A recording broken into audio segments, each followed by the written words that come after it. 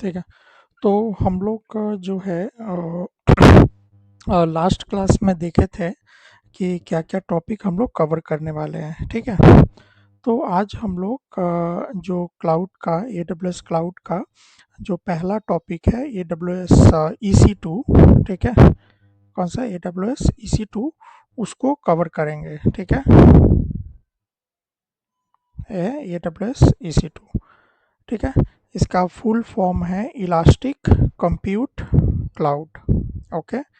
इसीलिए ई और double C को मिला करके EC2 होता है, ठीक है? तो यहाँ पे हम लोग पहले देख लेते हैं कि एक्चुअल में ये सब चीज़ें है क्या, ठीक है? तो हम लोग थोड़ा बहुत ओवरव्यू देखे थे कि जब भी कोई कंपनी होता है, ठीक है? जब भी कोई कंपनी मतलब एस्टेब्लिश होता है, तो वो पहला काम क्या करता है, अपने आप को इंटरनेट पे लाता है कि नहीं? कहाँ पे लाता है? इंटरनेट पे। तो इंटरनेट पे वो किस तरीके से जाते हैं? किसी न किसी वेबसाइट के सहारे, है ना? जब कोई भी अपना कंपनी ओपन करता है तो वो क्या करता है, पहला काम कि इंटरनेट पे जाने के लिए वो अपना वेबसाइट लॉन्च करता है कि नहीं? वेबसाइट लॉन्च करता है। तो उसके लिए ये वेबसाइट को रन करने के लिए क्या-क्या ऑप्शन होते हैं? पहला जो होता है कि जहाँ से वो लोग जैसे वेबसाइट होता है तो उसका डोमेन पहले बाय करते हैं, है ना? Domain name. तो डोमेन नेम जैसे बोलने का मतलब क्या हुआ कि मान लो आपके कंपनी का नाम XYZ है, तो आप क्या करते हो, कहीं न कहीं से godaddy.com या फिर कोई अलग जहाँ भी है, तो वहाँ से आप एक पर्टिकुलर .com .in करके डोमेन परचेज़ करते हो, है कि नहीं?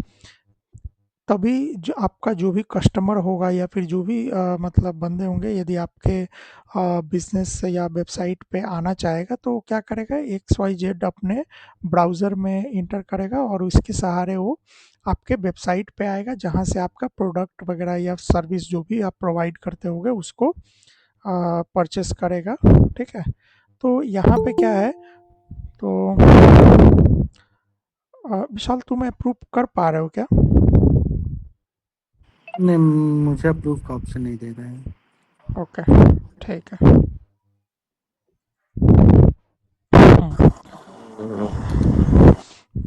हुँ। तो यहाँ पे अजीत, तो हम लोग अभी-अभी जस्ट क्लास स्टार्ट किए हैं, ज़्यादा कुछ हाँ हाँ। कवर नहीं हुआ है, ठीक है?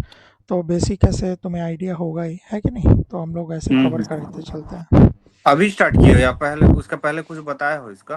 नहीं, नहीं, इसके पहले कुछ भी हम नहीं ये किए हैं, जस्ट यहीं से स्टार्ट किए हैं, तो अभी बेसिक बता रहे हैं कि कोई भी कंपनी हम लोग स्टार्ट करते हैं, तो पहला काम क्या होता है, हम लोग वेबसाइट लॉन्च करते हैं, उसके लिए क डोमेन नेम हम लोग बाय करते हैं, जैसे हम्म।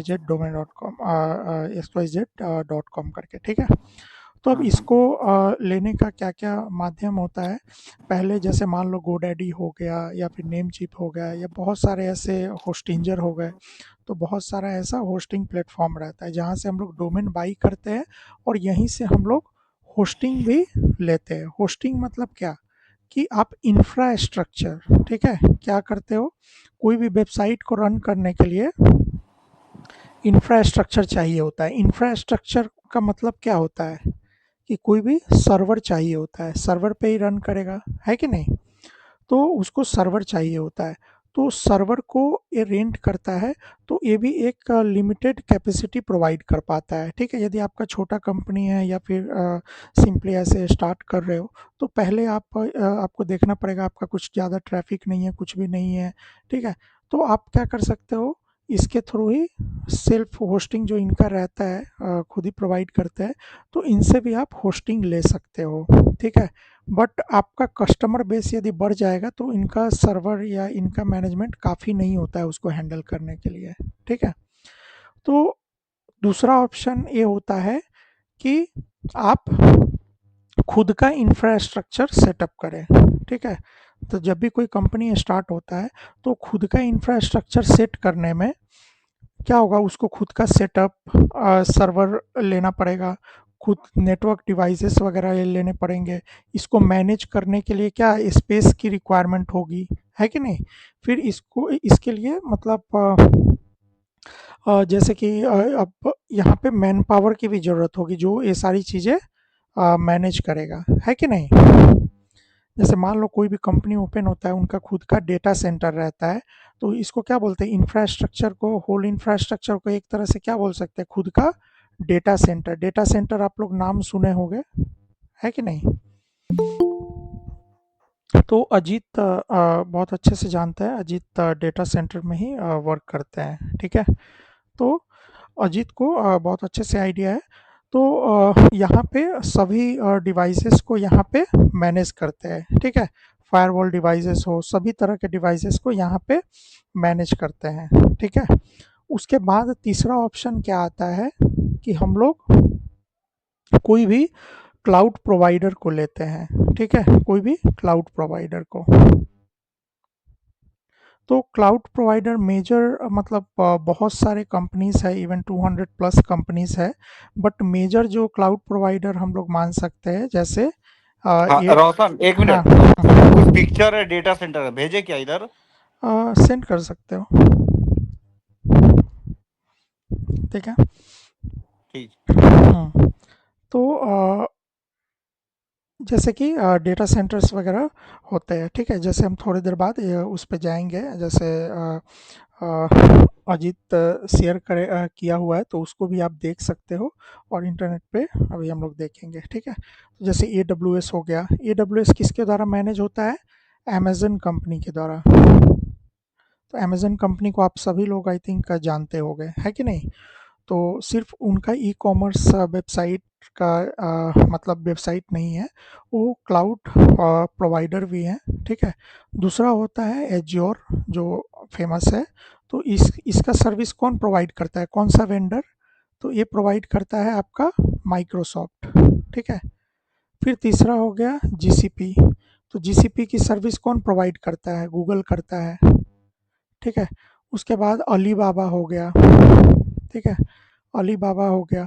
तो अलीबाबा इसका क्लाउड का नाम ही अलीबाबा क्लाउड है, ठीक है? और इसका जो ऑनर है वो अलीबाबा है, ठीक है? तो इसी तरह से बहुत सारी कंपनियां हैं, डिजिटल ओशन है, फिर प्रिज्मा क्लाउड है। तो इसी तरीके से बहुत सारे क्लाउड प्रोवाइडर हैं, ठीक है? But majority of the shares इन्हीं का है, ये तीन का मेजॉरिटी ऑफ द शेयर है, ठीक है? क्लाउड प्रोवाइडिंग में। तो एक क्लाउड जो प्रोवाइडर है वो किस तरह से अपनी सर्विस को प्रोवाइड करते हैं, ये क्वेश्चन आ सकता है कि नहीं? किस तरह से अपनी सर्विस प्रोवाइड करते हैं? तो ये लोग अपनी सर्विस जो प्रोवाइड करते हैं वो करते हैं वेब के थ्रू, ठीक है? क्या के थ्रू? वेब के थ्रू। मतलब ये एक पब्लिक वेब प्रोवाइड करते हैं, जिससे जहाँ से हम लोग इनकी सर्विसेज यूटिलाइज कर सकते हैं। तो बहुत तरह की सर्विसेज ये लोग प्रोवाइड मतलब यहाँ पे ये लोग प्रोवाइड करते हैं, जैसे कंप्यूट सर्विस प्रोवाइड करते हैं, डेटाबेस सर्विस, अभी तो एआई वगैरह सब कुछ प्रोवाइड करने लगे हैं। तो बहुत मतलब जितना आईटी में सर्विसेज है, लगभग लगभग ये सभी तरह के इंफ्रास्ट्रक्चर सर्विसेज प्रोवाइड करते हैं, ठीक है? तो इनका मॉडल क्या होता है? इनका मॉडल होता है रेंटल, ठीक है? इसमें क्या होता था कि आप इसको होस्टिंग प्रोवाइडर, जो आप लोग जहाँ से डोमेन वगैरह खरीदते हो, गोडैडी हो गया, ये सब हो गया, तो ये क्या करते हैं, ये भी आपको सब्सक्रिप्शन बेस्ड मॉडल होता है, ठीक है? सब्सक्रिप्शन बेस्ड मॉडल होता है कि मतलब आप बेसिक बेसिक फीचर लेते हो तो आपको 1 GB का या 2 GB का ऐसे करके रैम का कंप्यूट सर्विस प्रोवाइड करेंगे सर्वर। फिर उसके बाद आप 10,000 का लेते हो, मतलब इनका जो प्रीमियम सर्विसेज रहता है, ठीक है? तो उसमें आपको और ज़्यादा मतलब ज़्यादा पावर का मतलब आपको कंप्यूट सर्विस वगैरह प्रोवाइड करेंगे, ठीक है? उसके बाद जो होता है इंफ्रास्ट्रक्चर, तो इसमें डेटा सेंटर जो होता है वो खुद ही आप पूरा चीज़ मैनेज करोगे, ठीक है? खुद ही पूरा चीज़ मैनेज करोगे, और इसमें आपका कोई रेंटल नहीं है, जस्ट जो इंफ्रास्ट्रक्चर का रनिंग का कॉस्ट आएगा, मान लो सर्वर्स होंगे, एसी होंगे, स्पेस होगा, उसका रेंट होगा या परचेस की हो जो भी है, उसके बाद मैन पावर है, तो उसमें आपका जो भी कॉस्टिंग लगेगा वो सारी चीज़ें होती है, ठीक है? तो इसका मैनेजमेंट करना पड़ेगा, बट इसमें क्या है कि अपफ्रंट कॉस्ट बहुत ज़्यादा है कि नहीं? क्या हो जाएगा? अपफ्रंट कॉस्ट बहुत ज़्यादा है। कैसे? क्योंकि आपको पूरा सर्वर वगैरह खरीदना पड़ेगा, नेटवर्क डिवाइस खरीदना पड़ेगा, फिर स्पेस लेना पड़ेगा, उसके बाद मैन पावर को सैलरी देनी पड़ेगी, है कि नहीं? तो हर चीज़ के लिए मतलब आपको यहाँ पे थोड़ा अपफ्रंट कॉस्ट, बिजनेस स्टार्ट हुआ नहीं और आपको पहले ही इतना चीज़ें मेंटेन करना पड़ेगा। मतलब यही बोल सकते हैं कि इनकम स्टार्ट हुआ नहीं और पूरा कॉस्टिंग आपका स्टार्ट हो गया, है कि नहीं? इवन आपको ये चीज़ समझ लो कि आपको पता नहीं है कि आपका कस्टमर कितना होगा। यदि कम होगा और आपने डेटा सेंटर बहुत बड़ा बना लिया है, मान लो करोड़ों रुपया खर्च कर दिया है और आपका कस्टमर 100 हज़ार 2 हज़ार भी सही से नहीं हुआ और उतना मतलब आप इनकम नहीं कर पाए, तो आपके बिजनेस को ये आपका इंफ्रास्ट्रक्चर ही डुबा देगा, है कि नहीं? आपके बिजनेस को इंफ्रास्ट्रक्चर ही आपका डुबा देगा। आप इसी का कॉस्ट बियर नहीं कर पाओगे, है कि नहीं? तो जब छोटा बिजनेस रहता है तो यहाँ से हम लोग स्टार्ट कर सकते हैं, ठीक है? और मतलब आपको लगता है कि हमको कोई भी चीज़ मैनेज करने की ज़रूरत नहीं है बहुत ज़्यादा, तो आप यहाँ से स्टार्ट कर सकते हो। बट आपको लगता है कि नहीं, थोड़ा मतलब मेरा बिजनेस मतलब थोड़ा बहुत मेरे को नॉलेज है या कोई एक बंदे को रख करके और हम ये सारी चीज़ें खुद से मैनेज करना चाहते हैं, तो हम क्लाउड की तरफ जा सकते हैं, ठीक है? तो क्लाउड का सर्विस जो है वो कहीं पे क्लाउड में नहीं होता है कि बारिश आएगा तो हमारा सर्वर गिर जाएगा, ठीक है? एक इसमें भी हम लोग देखे थे पहले, एक कंपनी आती थी वाइट हैट करके, तो उसमें बच्चे ने पूछा था तो इस तरह का जवाब आया था, ठीक है? कि हम अपना डेटा क्लाउड में रखेंगे तो यदि बारिश हुआ तो क्या हो जाएगा, डेटा गिर जाएगा क्या, है कि नहीं? तो इस तरह का चीज़ नहीं है। तो ये लोग कैसे हम लोग को रेंटल सर्विस प्रोवाइड करती है, जैसे अमेजन हो गई, माइक्रोसॉफ्ट हो गई, गूगल हो गई, कैसे प्रोवाइड करते हैं?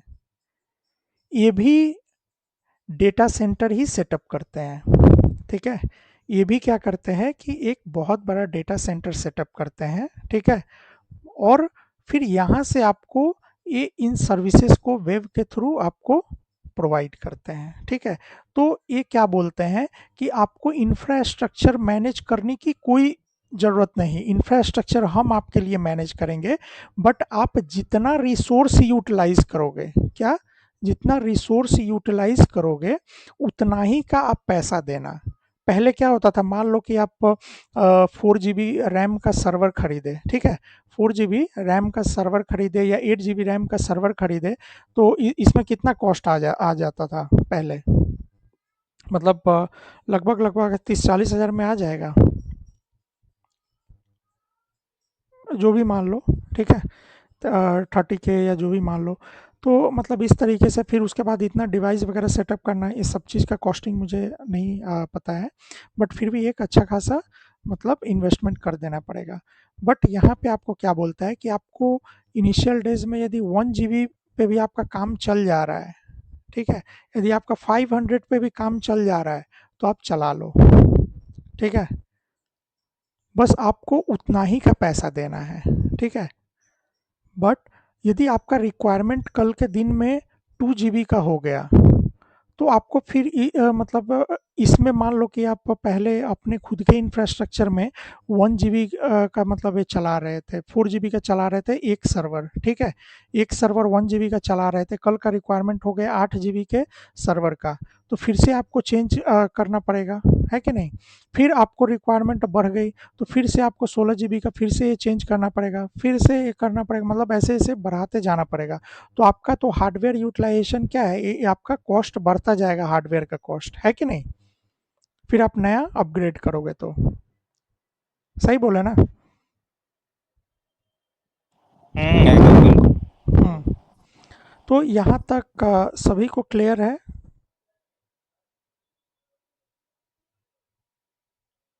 किसी को कोई क्वेरी है तो पूछ सकता है। ये ये नहीं सोचना है कि हाँ मतलब ये सिली सा है, तो ऐसा कुछ नहीं है।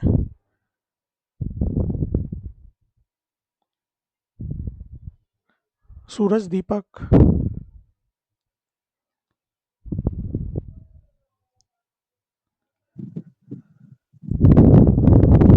क्लियर ठीक है? है। हाँ ठीक हाँ। है, ठीक है। तो यहाँ पे हम लोग जो सर्विस के बारे में पढ़ने जा रहे हैं, वो AWS जो वेंडर है उसके बारे में पढ़ने जा रहे हैं, ठीक है? तो हम लोग AWS का देखते हैं।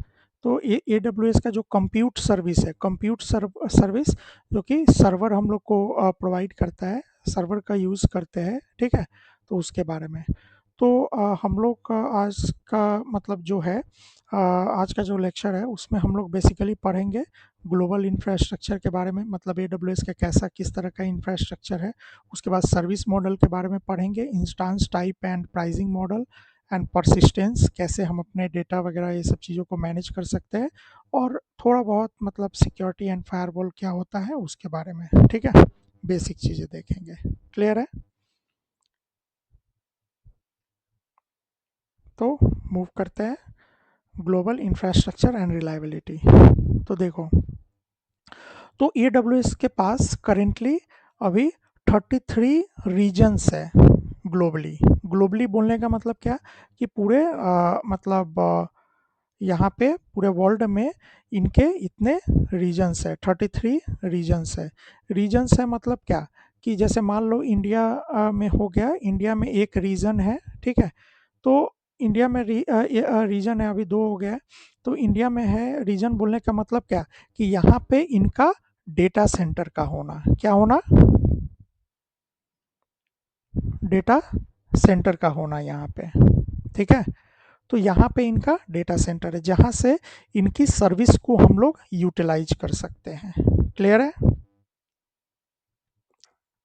और 100 प्लस अवेलेबिलिटी जोन है। अवेलेबिलिटी जोन का मतलब क्या होता है, कि मान लो कि एक रीजन है, जैसे मान लो मुंबई रीजन है, ठीक है? मुंबई रीजन है, तो मुंबई रीजन बोलने का मतलब ये होता है, और अवेलेबिलिटी जोन, कि हमारा मिनिमम यहाँ पे क्या है, कि यहाँ पे देखो, EC2 web service provider secure compute service and each reason consist of at least 3 physical separated availability zone for redundancy. तो यहाँ पे बोलने का मतलब क्या है, कि इस रीजन में इनके 3 डेटा सेंटर रहेंगे, ठीक है? 3 डेटा सेंटर रहेंगे, जिसको जिसकी सर्विस को हम लोग यूटिलाइज करेंगे, ठीक है? मतलब ये data centre 1, data centre 2, data centre 3, और ये आपस में जो इनकी दूरी लगभग होती है 200 किलोमीटर के अंदर होता है, ठीक है? तो मान लो कि ये तीनों डेटा सेंटर को मिला करके एक रीजन बनता है, ठीक है? क्या बनता है, जैसे होता है ना, कि मान लो कि वेस्ट बंगाल एक स्टेट हो गया, तो उसके अंदर बहुत सारे डिस्ट्रिक्ट्स होते हैं, है कि नहीं? तो उन डिस्ट्रिक्ट्स को मिला करके क्या बनता है, स्टेट्स बनता है। तो उसी तरीके से यहाँ पे भी वही कॉन्सेप्ट है, ठीक है? कि ये सभी डेटा सेंटर्स को मिला करके अवेलेबिलिटी जोन को एक्चुअल में हम लोग क्या बोलते हैं, ये अवेलेबिलिटी जोन जो होता है वो हमारा फिजिकल डेटा सेंटर होता है, ठीक है? क्लियर है? और ये 3 क्यों होता है रिडंडेंसी मेंटेन करने के लिए, मतलब क्या, कि मान लो कि यहाँ पे इस डेटा सेंटर में, मान लो कि मुंबई के अंदर मतलब कहीं पे, ये जहाँ डेटा सेंटर जहाँ पे है, ठीक है, वहाँ पे भूकंप आ गया, बाढ़ आ गया, कोई भी नेचुरल कैलामिटीज़ के वजह से, या फिर टेक्निकल एरर के वजह से यहाँ पे कोई प्रॉब्लम होगा ना, ठीक है?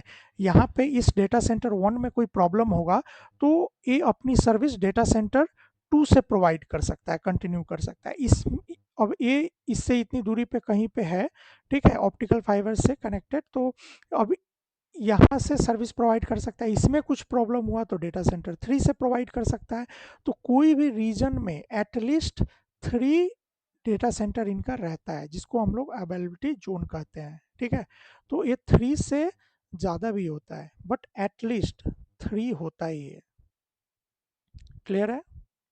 6 भी होता है, 7 भी होता है, 5 भी होता है, तो ऐसे होता है, बट एटलीस्ट 3 मेंटेन करता है। तो यहाँ पे किसी को कोई प्रॉब्लम है या क्वेरी है?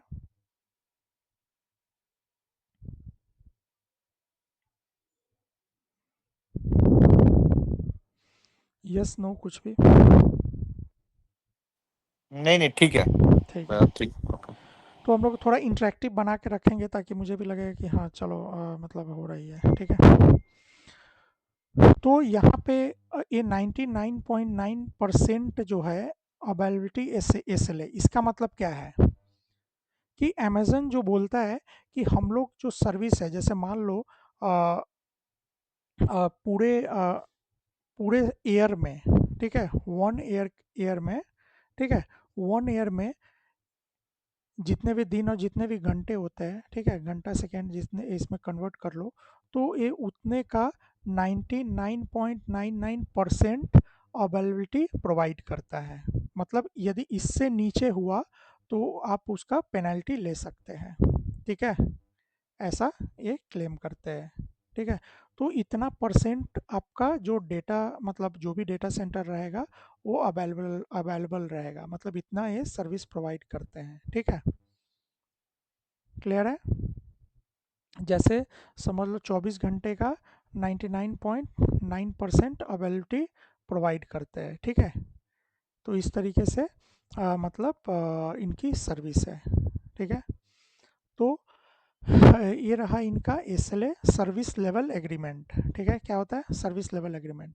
मतलब कि इतना तो आपको सर्विस देंगे ही, मतलब हो सकता है कहीं पे कुछ टेक्निकल प्रॉब्लम आया तो थोड़े घंटे के लिए डाउन हो गया, ये सारा चीज़ उनका सब कुछ मैनेज करके आपको इतना दिन इतने टाइम का आपको सर्विस प्रोवाइड करेंगे ही करेंगे, ठीक है।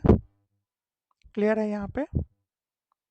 तो आपको क्या ये हुआ कि आप अपना फिजिकल डेटा सेंटर यदि मैनेज करते तो कहीं एक लोकेशन पे रखते, वहाँ पे बाढ़ आ जाता या फिर वहाँ पे कुछ भी आ जाता या फिर भूकंप आ जाता, कुछ भी प्रॉब्लम होता, ठीक है, करंट इलेक्ट्रिसिटी सब कुछ चला जाता, तो मतलब ये बहुत मुश्किल है ना कि फिर आपको दूसरे कहीं पे फिर से उसी तरह का डेटा सेंटर फिर बना करके आप उससे सर्विस लेना काफ़ी मुश्किल है कि नहीं?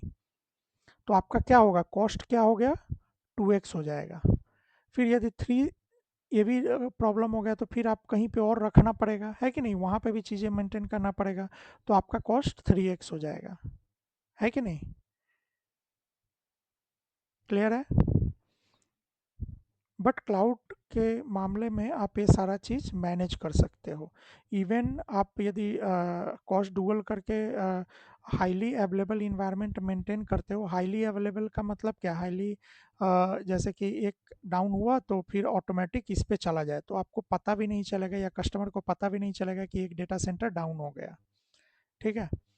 और आप चाहते हो कि नहीं, पहले यदि डाउन होगा उसके बाद हम ये डेटा सेंटर अनेबल करेंगे, ठीक है, तो वैसा भी करके रख सकते हो, ठीक है। तो वही 2-3 मिनट का मतलब प्रॉब्लम आएगा, जो हम लोग ऑफिस में मतलब बैंक में बेसिकली पहले जाते थे तो हम लोग सुनते थे ना कि लिंक फेल हो गया, सुनते थे लिंक फेल हो गया, सर्वर डाउन हो गया, यही सब सुनते थे। तो क्या होता है वहाँ पे उनका डेटा सेंटर में कुछ प्रॉब्लम आता है, एप्लीकेशन में कुछ प्रॉब्लम आता है, बहुत तरह का हो सकता है। यदि डेटा सेंटर के रिलेटेड प्रॉब्लम है तो यही सब चीज़ों की वजह से डाउन होता है। क्लियर है?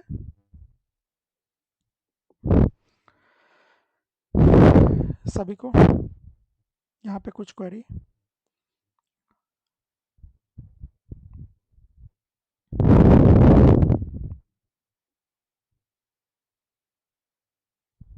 सभी को क्लियर है कि नहीं? हाँ क्लियर, यहाँ भी क्लियर है। ठीक है। तो इंडिया के अंदर अभी अमेज़न का 2 रीजन है, एक मुंबई रीजन हो गया और दूसरा हैदराबाद रीजन है, ठीक है। तो 2 रीजन में इनका डेटा सेंटर है, रिसेंट में ही हैदराबाद में भी डेटा सेंटर हुआ है। तो यहाँ पे जो होता है डेटा सेंटर मल्टीपल लोकेशन पे प्रोवाइड करने का मतलब क्या होता है? इससे मतलब जैसे मान लो कि हमारा बिजनेस जो है वो इंडिया में है, तो हम कौन सा डेटा सेंटर चूज़ करना हमारे लिए फ़ायदेमंद रहेगा? क्या लगता है?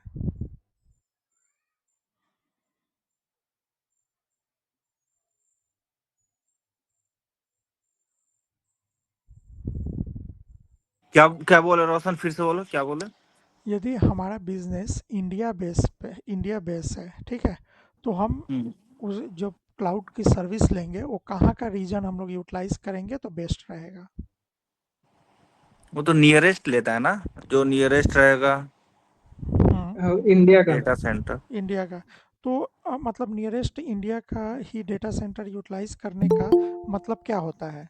मतलब ये क्या चीज़ में हमें हेल्प करेगा? ये रिस्पॉन्स फास्ट रहेगा, और ये क्या नाम है, रिस्पॉन्स टाइम जो डेटा का होता है वो फास्ट रहेगा, जल्दी से जल्दी उससे ओके, ग्रेट। इसका मतलब क्या? लेटेंसी लेटेंसी लेटेंसी कम लेटेंसी कम रहेगा, है कि नहीं? कम रहेगा। इसका हाँ। मतलब क्या कि हम लोग कभी-कभी देखते हैं कि कोई वेबसाइट, हम लोग इंडियन वेबसाइट सर्च करते हैं, तो क्या होता है, बहुत बार बहुत फ़ास्ट ओपन होता है कि नहीं? बट वही जो यूएस बेस्ड बिज़नेस है, मतलब जो जो बिज़नेस यूएस में ऑपरेट हो रहा है या फिर यूरोप में हो रहा है, और उसका यदि हम वेबसाइट सर्च करते हैं, तो बहुत बार देखेंगे कि उ उस वेबसाइट को ओपन होने में थोड़ा-सा टाइम लगता है कि नहीं? यदि इंडिया से हम लोग उसको सर्च करते हैं, तो ऐसा क्यों होता है? जब हम लोग अपने ब्राउज़र में कोई भी वेबसाइट, जैसे मान लो डॉट यूएस का कोई वेबसाइट हम लोग खोलते हैं, ठीक है? ओपन करने की कोशिश करते हैं, तो क्या होता है, जब भी हम लोग ब्राउज़र में रिक्वेस्ट डालते हैं, तो हमारा रिक्वेस्ट यहाँ पे जाता है, जहाँ के वो मान लो कि उनका डेटा, वो हमारा इंडिया का डेटा सेंटर यूटिलाइज़ नहीं कर रहा है, तो यूएस के डेटा सेंटर पे, मतलब यूएस के डेटा सेंटर पे मान लो कि उसका मतलब एप्लीकेशन है, तो क्या होगा कि हमारा रिक्वेस्ट पहले जाएगा इतनी दूर, फिर उसका रिस्पॉन्स आएगा, है कि नहीं? तो इसमें क्या होगा कि इसको आने और जाने में थोड़ा टाइम लगेगा, तो क्या हो जाएगा, लेटेंसी बढ़ जाएगा। बट यदि इंडिया में है यदि इंडिया में का डेटा सेंटर यूज करता है, तो सेम कंटेंट एप्लीकेशन का क्या होगा कि यहाँ भी अवेलेबल होगा, तो क्या होगा कि उसका रिक्वेस्ट थोड़ा दूरी जाना पड़ेगा और फिर तुरंत उसको रिस्पॉन्स मिल जाएगा, है कि नहीं? तो क्या होगा कि जो वेब एप्लीकेशन है वो बहुत ही फास्ट ओपन होगा, ठीक है? तो हम लोग यहाँ पे बहुत डीप में नहीं जाते हैं कि जैसे थ्री वे हैंडशेक होगा, उसके बाद मतलब ये होगा, इस तरीके का सिंपल टर्म में समझते हैं कि हमारा रिक्वेस्ट यहाँ जाएगा और फिर उसका रिस्पॉन्स मिलेगा, उसके बाद फिर वो वेबसाइट ओपन होगा।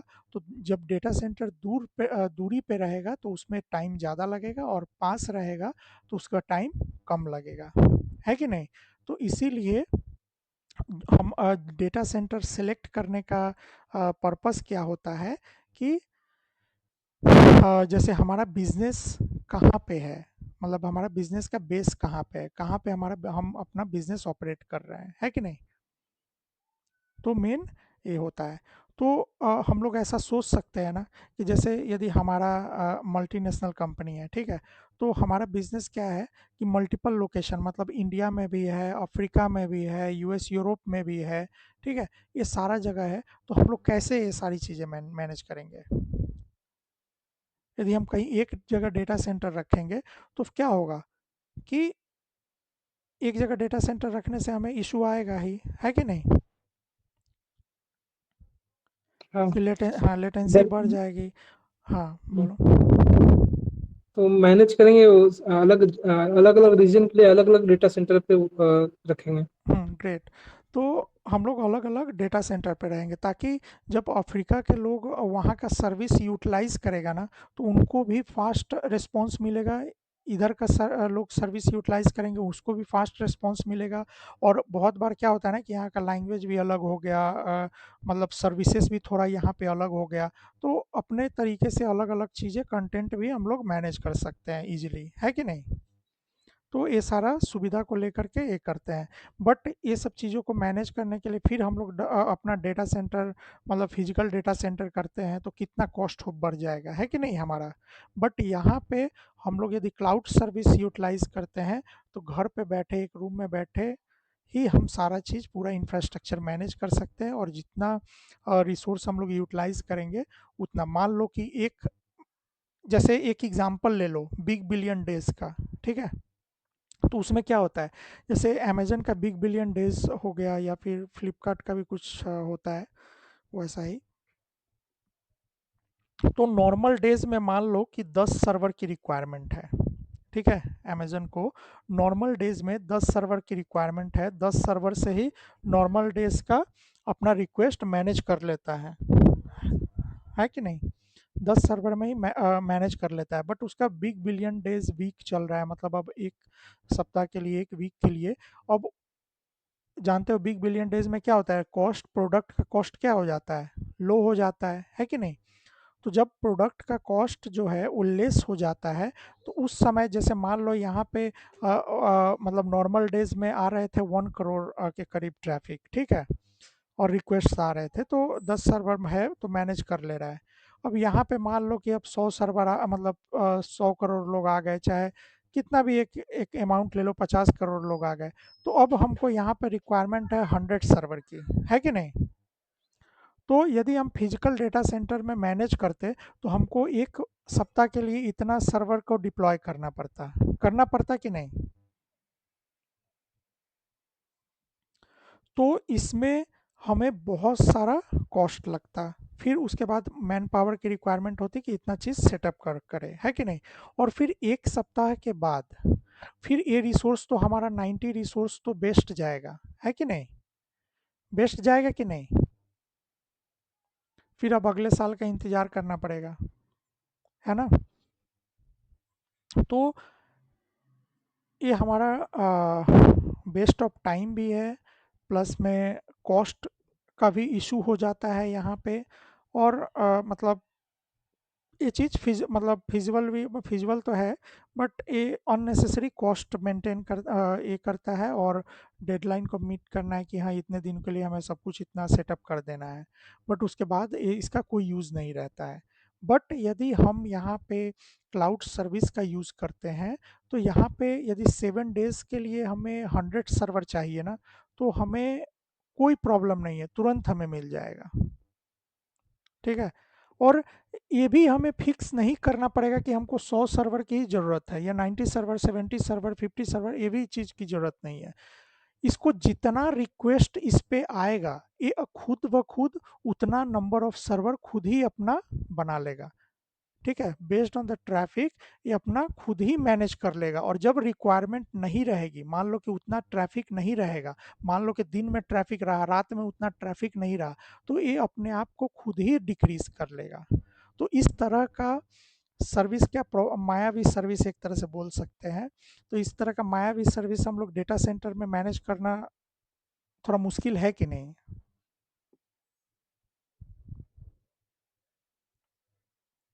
है कि नहीं? बताओ।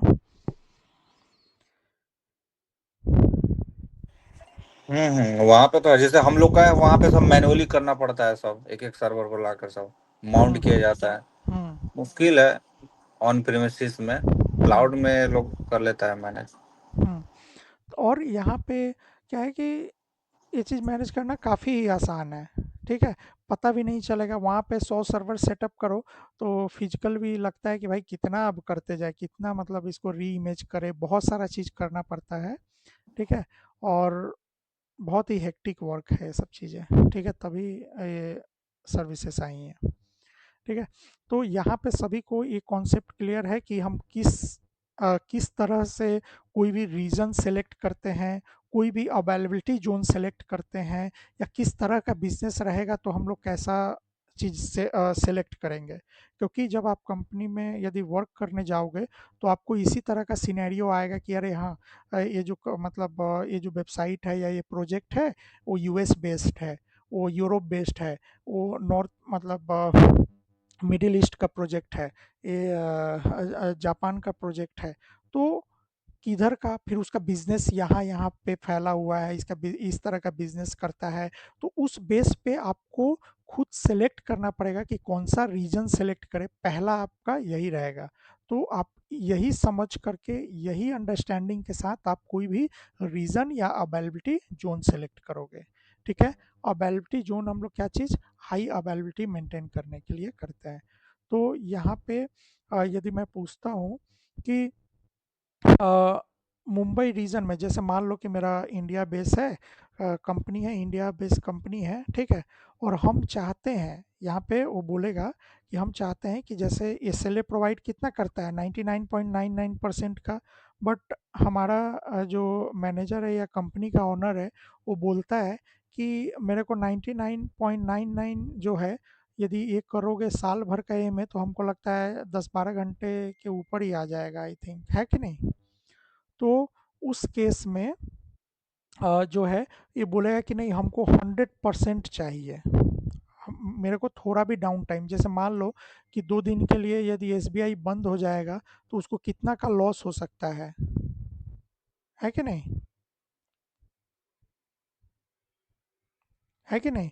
कोई भी बिजनेस कितना नंबर ऑफ ट्रांजैक्शन उसका फेल हो जाएगा, तो आप ये चीज़ कैसे अचीव करोगे, बताओ?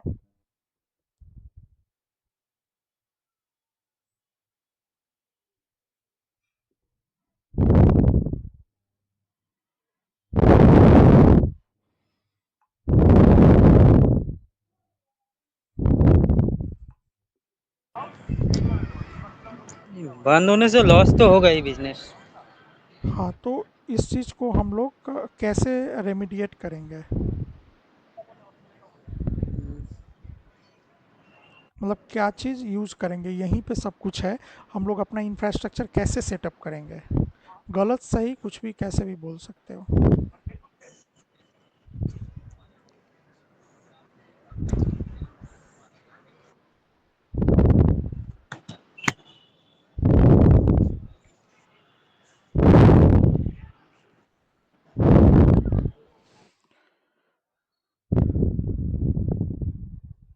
आइडिया लगाओ। हाँ, अभी ज्वाइन कर सकते हो, चल रहा है क्लास। हाँ हाँ, चल रहा है।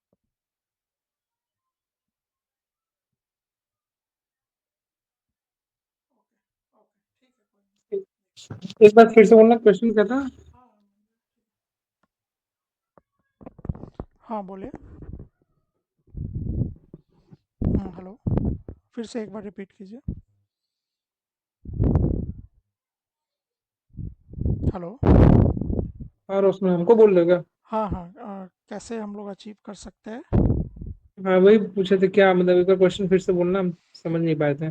जैसे ये है कि हम मेरा बिजनेस जो है वो इंडिया बेस्ड बिजनेस है, ठीक है? हाँ। तो पहला क्वेश्चन ये है कि हम कौन सा रीजन सेलेक्ट करेंगे, ठीक है? और हम्म। अमेज़न जो है वो क्या बोलती है कि 99.9% एसएलए मेंटेन करेगी अवेलेबिलिटी का। मतलब इतना 99.9% मतलब वो अप रहेगा उसका सर्वर्स, उसका data centre. But point zero one इतना तो डाउन हो सकता है कि नहीं, मेंटेनेंस की वजह से। हम्म, बट हाँ हाँ। हमारा ओनर क्या बोलता है कि उसको 99.9 से मतलब नहीं है, इसको लगभग 100% चाहिए। वो थोड़ा देर का भी डाउन टाइम बर्दाश्त नहीं कर सकता है, क्योंकि उसको इससे बहुत फाइनेंशियल लॉस होगा। तो ये कर सकते हैं कि अपना जो डेटा सेंटर इंडिया का, वो हम्म इंडिया में अगर एसएलए है, तो इंडिया में दो दो डेटा सेंटर मान लो, तो दोनों पे हम अपना सर्विस दे सकते हैं। Okay great. क्योंकि एक एक मान लो, एक ठो अगर डाउन टाइम पे चला गया, तो दूसरा वाला वर्क कर, जैसे हैदराबाद वाला डाउन टाइम पे चला गया, तो मुंबई वाला वर्क करेगा। हमको लगता है हाइब्रिड मॉडल अगर रहेगा तो ठीक रहेगा, क्लाउड भी रहेगा और ऑन हम्म प्रीमिसेस भी। तो वो तो जो हाइब्रिड मॉडल हो गया, ये तो सबसे बेस्ट मॉडल हो गया। बट हम लोग अभी हाइब्रिड पे नहीं जाएंगे, अभी क्लाउड पे ही रहेंगे, ठीक है? हम्म। मतलब क्योंकि 100% अगर बोल रहे हो हाँ अचीवमेंट के लिए, हाँ हाँ हाँ, नहीं तो वो तो तो है ही। क्लाउड में भी तो जो बोला जीरो पॉइंट वन हाँ परसेंट तो उसका वो बैकअप वो हाँ हाँ, वो ऑन समझ गया। प्रीमिसेस वाला दे हाँ सकता है। हाँ हाँ, तो हाइब्रिड से तो वो तो हम अचीव कर ही सकते हैं। बट हमें ये चीज़ लो कॉस्ट में करना है, ठीक है? हमको फिजिकल हेडेक नहीं लेना है अभी के लिए, हम्म। ठीक है? उसके लिए शायद क्लाउड बेस्ड रहेगा ना रोशन। हाँ, क्लाउड बेस्ड ही रहेगा, बट क्लाउड का किस तरीके का हम इस्तेमाल करेंगे सबसे लो कॉस्ट में। अच्छा। तो वही क्योंकि दो ये जगह इस हम तरह भेज का सकते आएगा। हैं। हाँ, इस तरह का आपको क्वेश्चन भी आएगा, प्लस में इस तरह का आपको सिनेरियो भी आएगा जब आप प्रोजेक्ट डिप्लॉय करोगे तो। मतलब यही आपको पहला डिसीजन लेना है, इसीलिए हम पूछ रहे हैं, क्योंकि ये सारी चीज़ें आपको करनी पड़ेगी।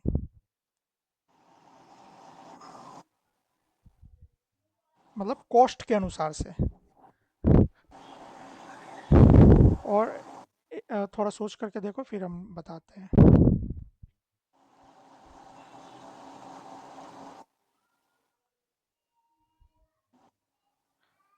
ठीक है, तो मैं बता रहा हूँ, ठीक है?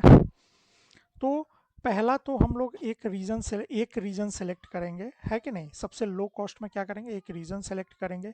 चलो हम मुंबई रीजन सेलेक्ट कर लेते हैं, मुंबई या हैदराबाद कोई भी सेलेक्ट कर लो, ठीक है? मुंबई सेलेक्ट कर लिए। अब मुंबई में हमने क्या बोला था कि ये थ्री, कोई भी एक रीजन के अंदर क्या होता है, एटलीस्ट 3 डेटा सेंटर रहते हैं, मतलब 3 एजी रहता है ना, availability zone.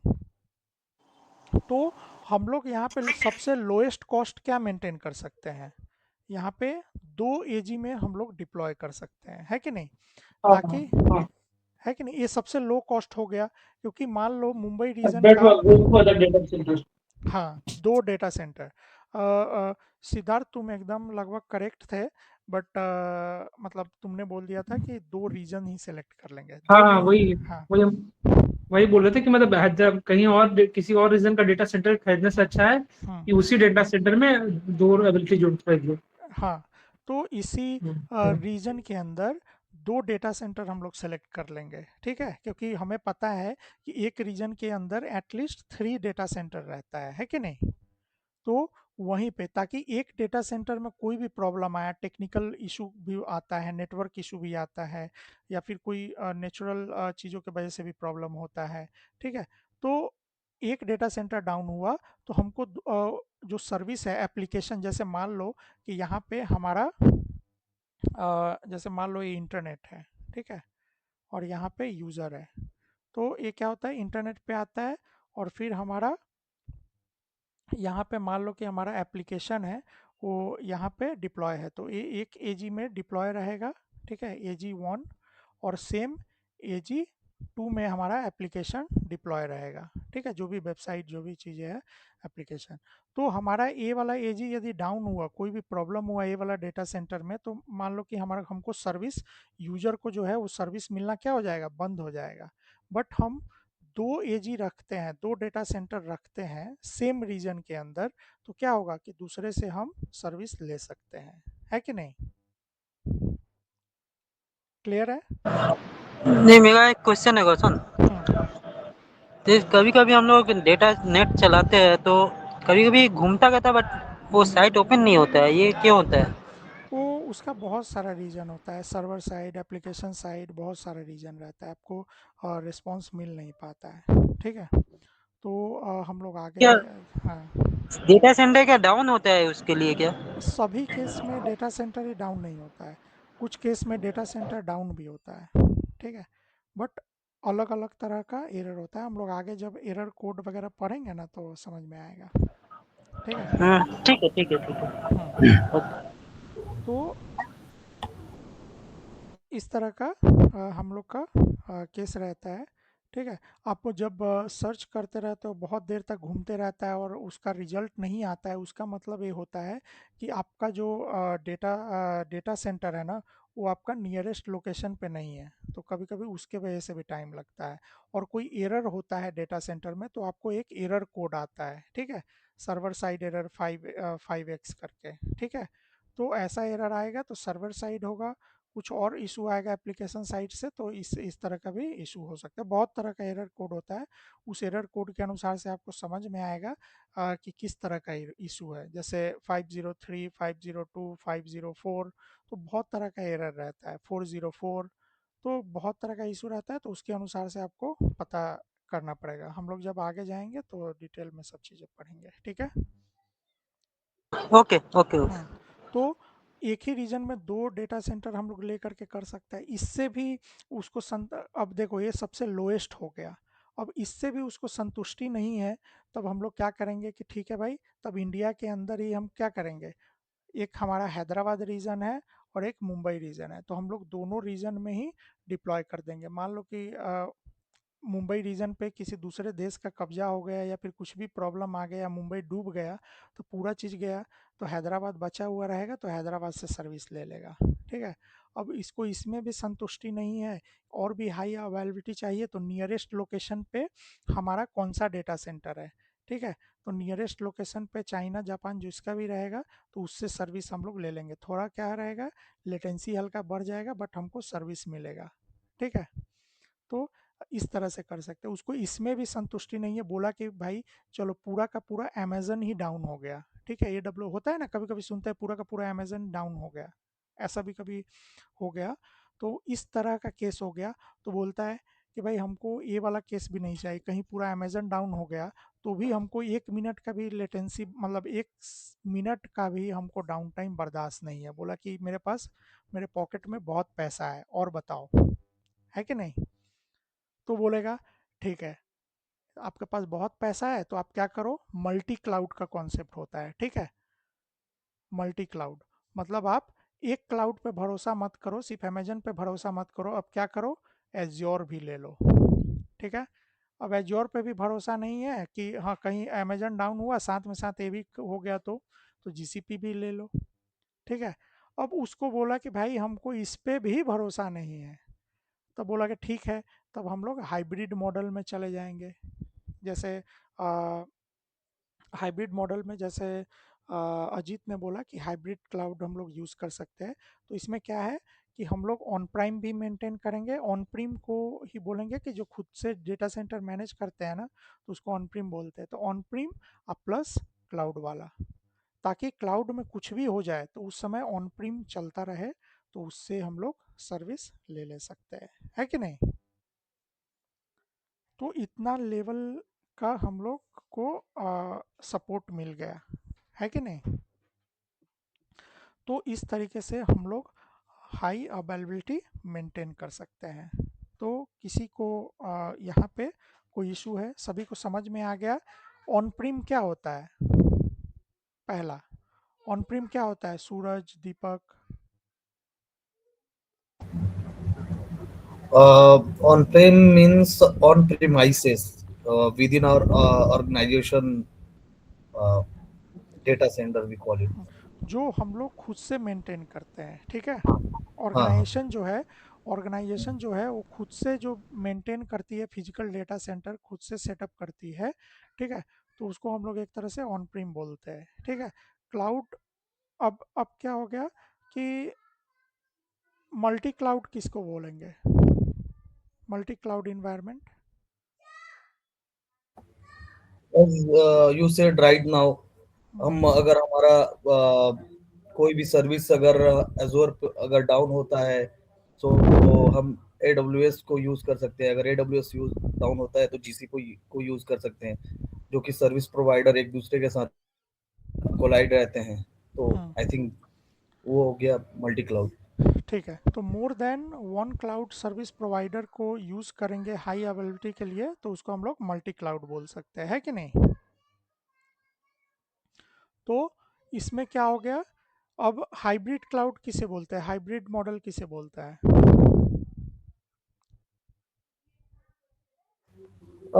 Hybrid is like on-prem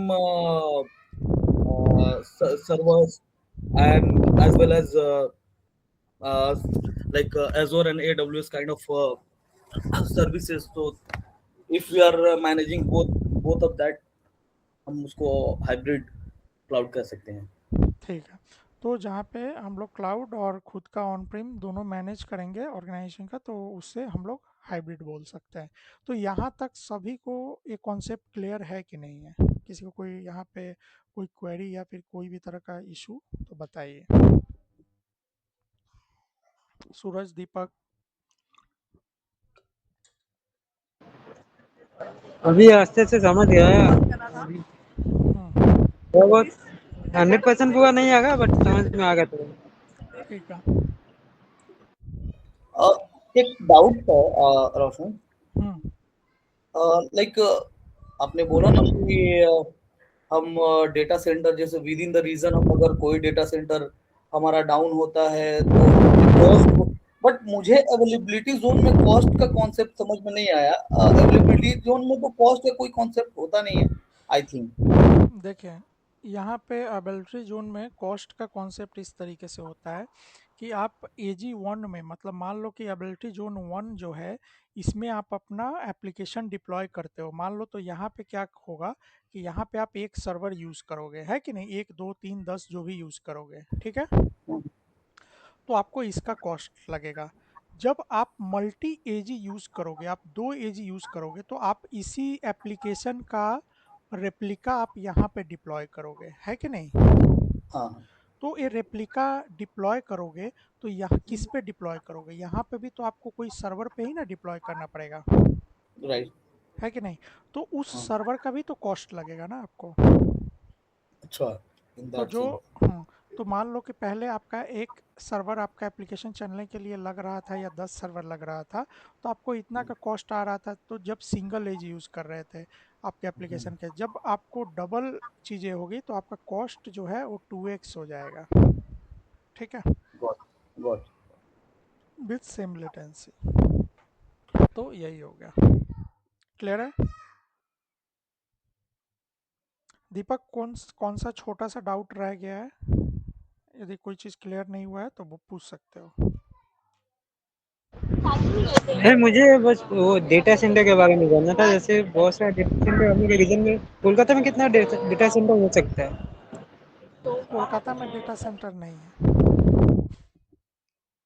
अच्छा, कोलकाता में नहीं है। नहीं है। अच्छा, हैदराबाद और ये मुंबई के रीजन में ही है। हाँ, अच्छा, कोलकाता में सुने थे एज लोकेशन है, वो बाद में पढ़ेंगे समझेंगे कैसे होते एज लोकेशन क्या होता है, ठीक है? ठीक है ठीक है। हाँ, और कोई क्वेरी? रोशन, वो AWS मल्टी क्लाउड एस्योर वाला थोड़ा एक बार बोल दो ना, थोड़ा हम्म हाइब्रिड। हाँ, ऑन प्राइम होता है जब ऑर्गेनाइजेशन जो है वो अपना सेटअप, जैसे आप अजीत ने व्हाट्सएप में सेंड किया है, जैसे अपना खुद का इंफ्रास्ट्रक्चर सर्वर हो, या मैं यहाँ पे दिखाता हूँ, रुक जाओ, देखो ऑन प्राइम डेटा सेंटर कैसा होता है।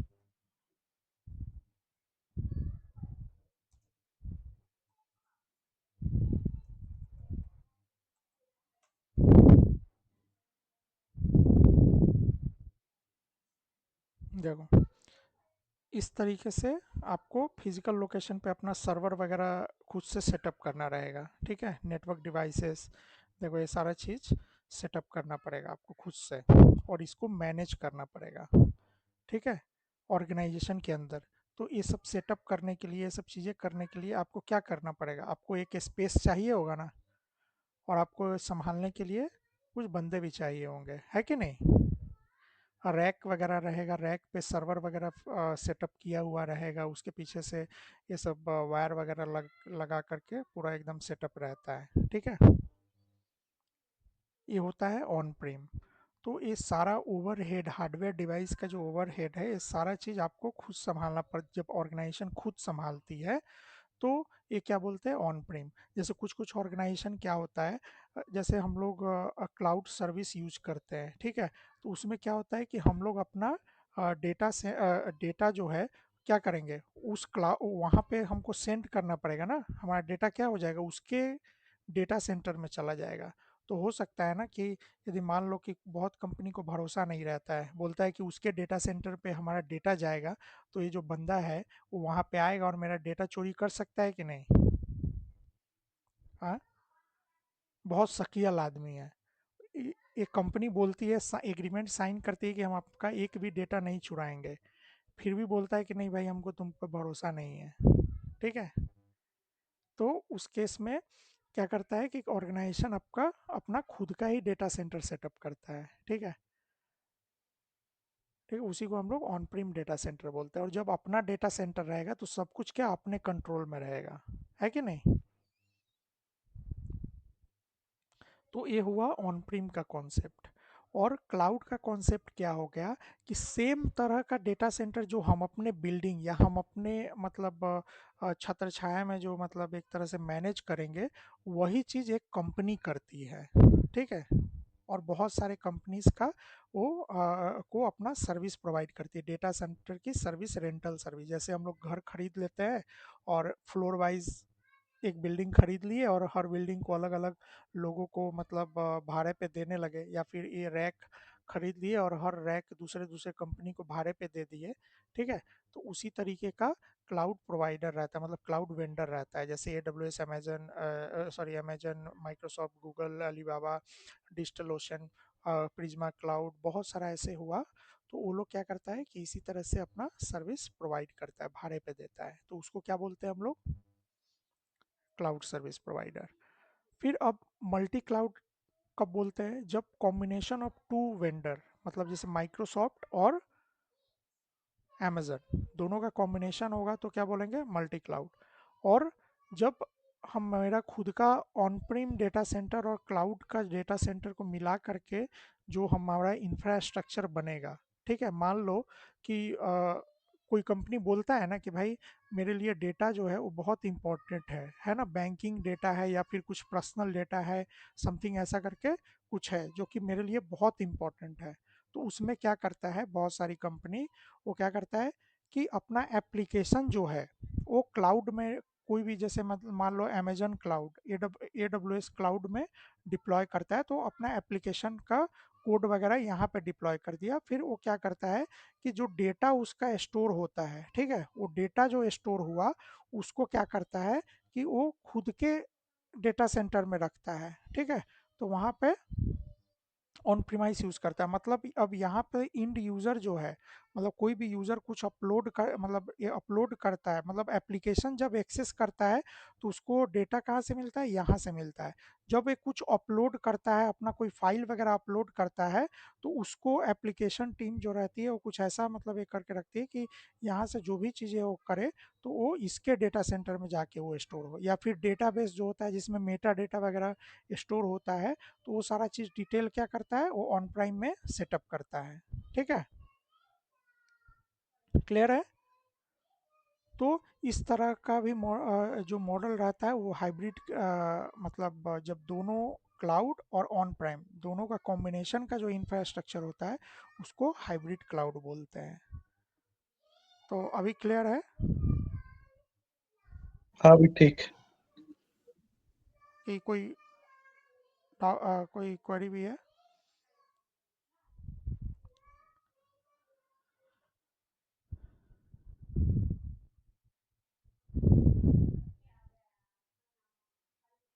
ठीक है, तो आगे मूव करते हैं। अब दूसरा क्या है? हमारा सर्विस मॉडल है। तो किस किस तरह के सर्विस को एप करता है?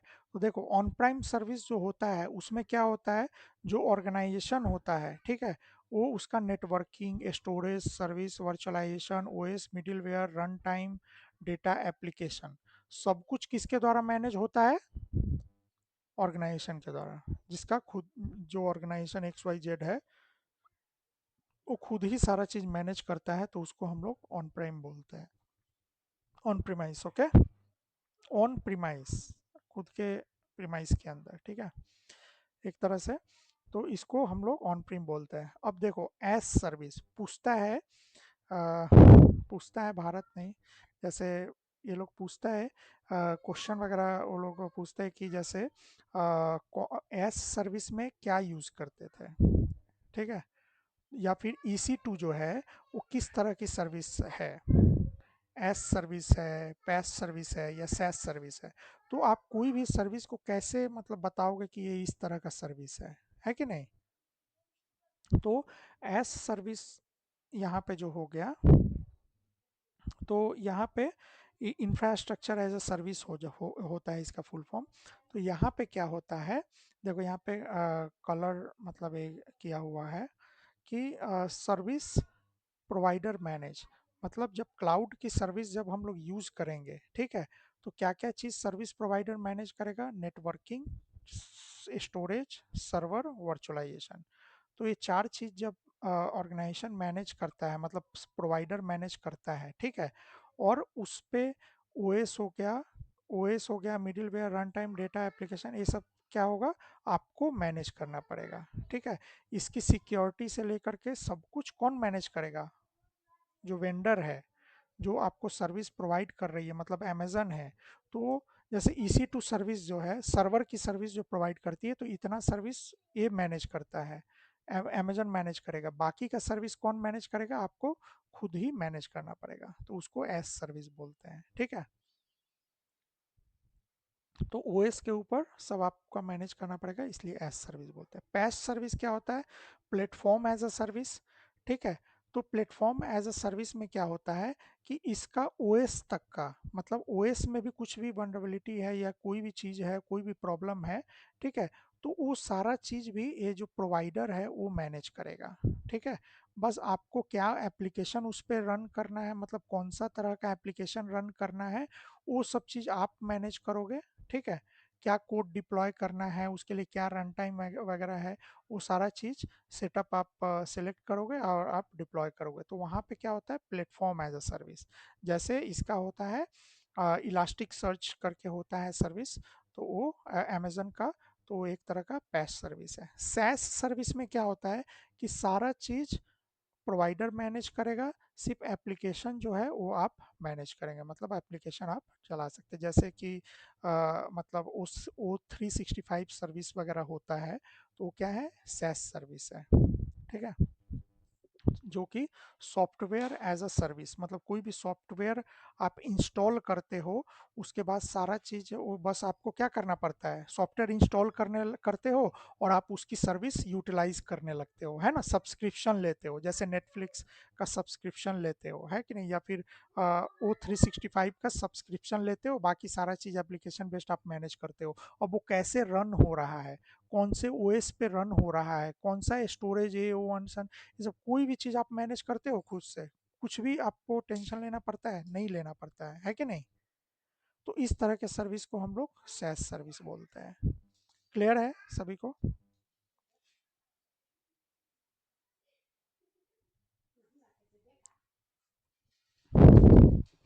हाँ ना, कुछ भी।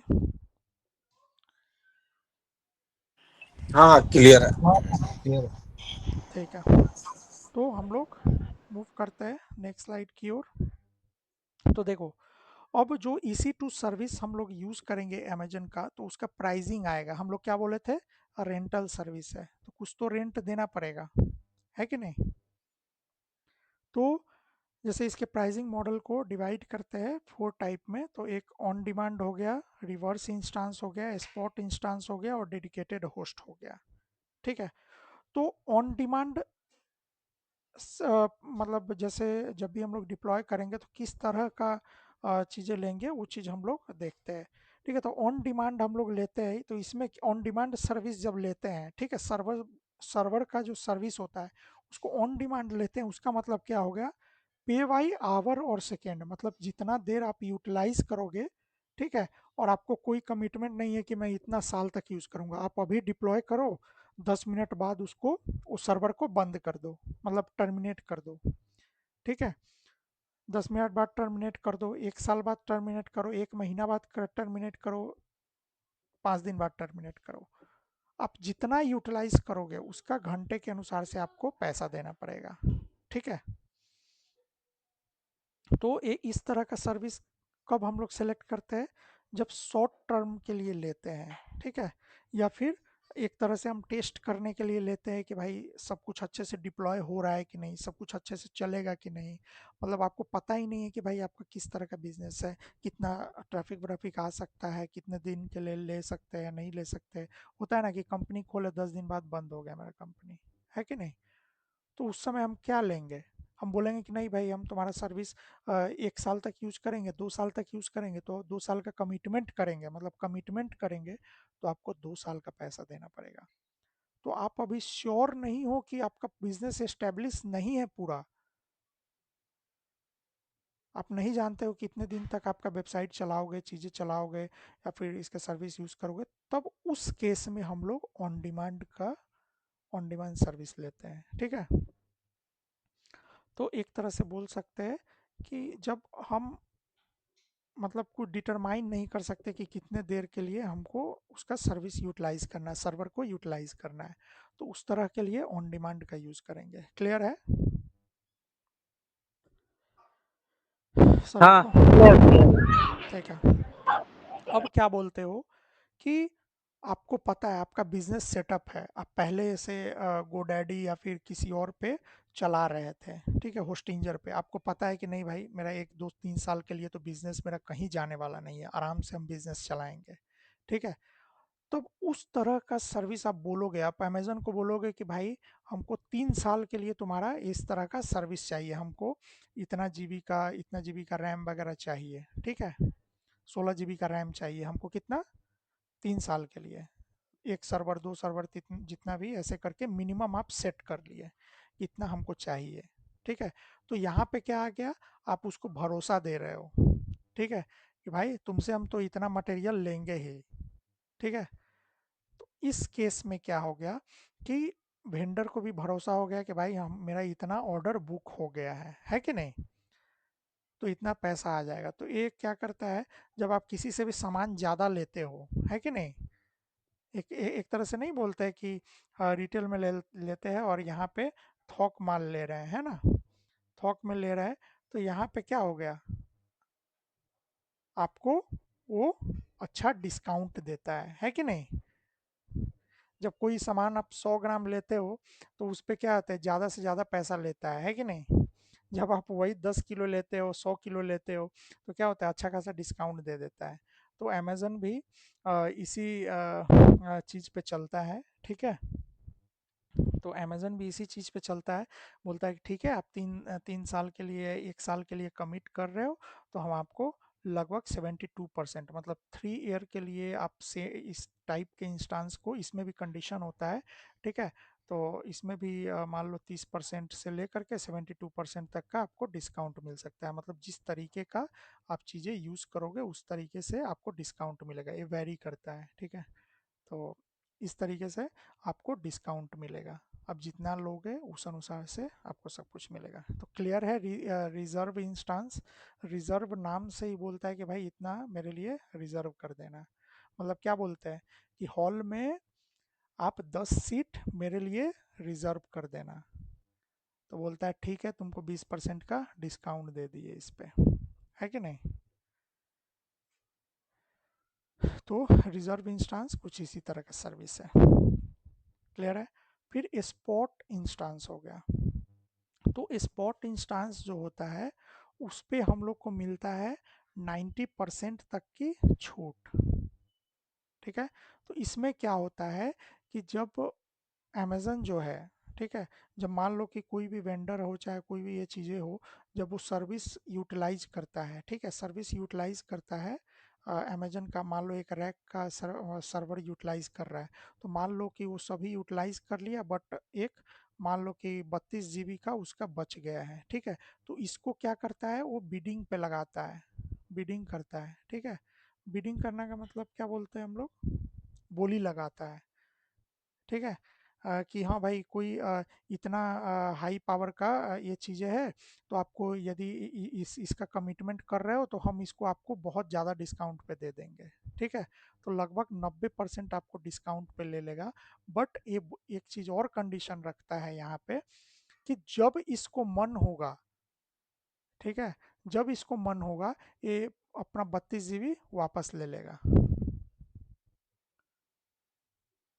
ठीक है? जब इसको मन करेगा अपना 32 जीबी वापस ले लेगा। तो इस तरह का अनसर्टेनिटी जो रहता है, ठीक है? तो इस तरह के केस में बहुत ज़्यादा, तो जो रिस्क लेता है तो उसको इस तरीके का डिस्काउंट मिलता है। जब इस तरह का चीज़ कस्टमर कब लेता है, जब वो कोई टेस्टिंग कर रहा हो और टेस्टिंग में उसको हाई सीपीयूज़ की रिक्वायरमेंट हो, हाई रैम की रिक्वायरमेंट हो, और उसको उस डेटा टेस्टिंग कर रहा है, तो यदि वो डेटा का लॉस भी हो जाएगा तो उसको कोई फ़र्क नहीं पड़ता है कि नहीं? तो जब उसको कोई फ़र्क नहीं पड़ता है, बट ये ऐसा नहीं है कि तुरंत उसको मन हुआ तुरंत डिस्ट्रॉय कर दिया, ऐसा नहीं है। वो एक अलर्ट देता है कि 3 मिनट, 5 मिनट, 10 मिनट पहले अलर्ट देता है कि हम अपना ये सर्विस वापस लेने वाले हैं, ठीक है? तो इस तरीके से वो नोटिफ़ाई करता है। तो इस तरह की चीज़ों में हमको 90% तक का डिस्काउंट मिल जाता है। तो ये बेस्ट सूटेड क्या किसके लिए है? टेस्टिंग के लिए, और जहाँ पे हमारा डेटा बहुत ज़्यादा इम्पोर्टेंट ना हो, ठीक है? तो उसके लिए स्पॉट इंस्टेंस बेस्ट सूटेड है, ठीक है? क्लियर है यहाँ तक?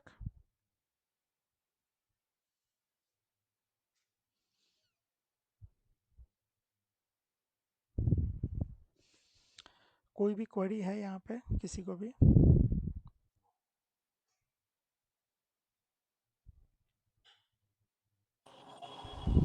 नहीं, ठीक है। ठीक है।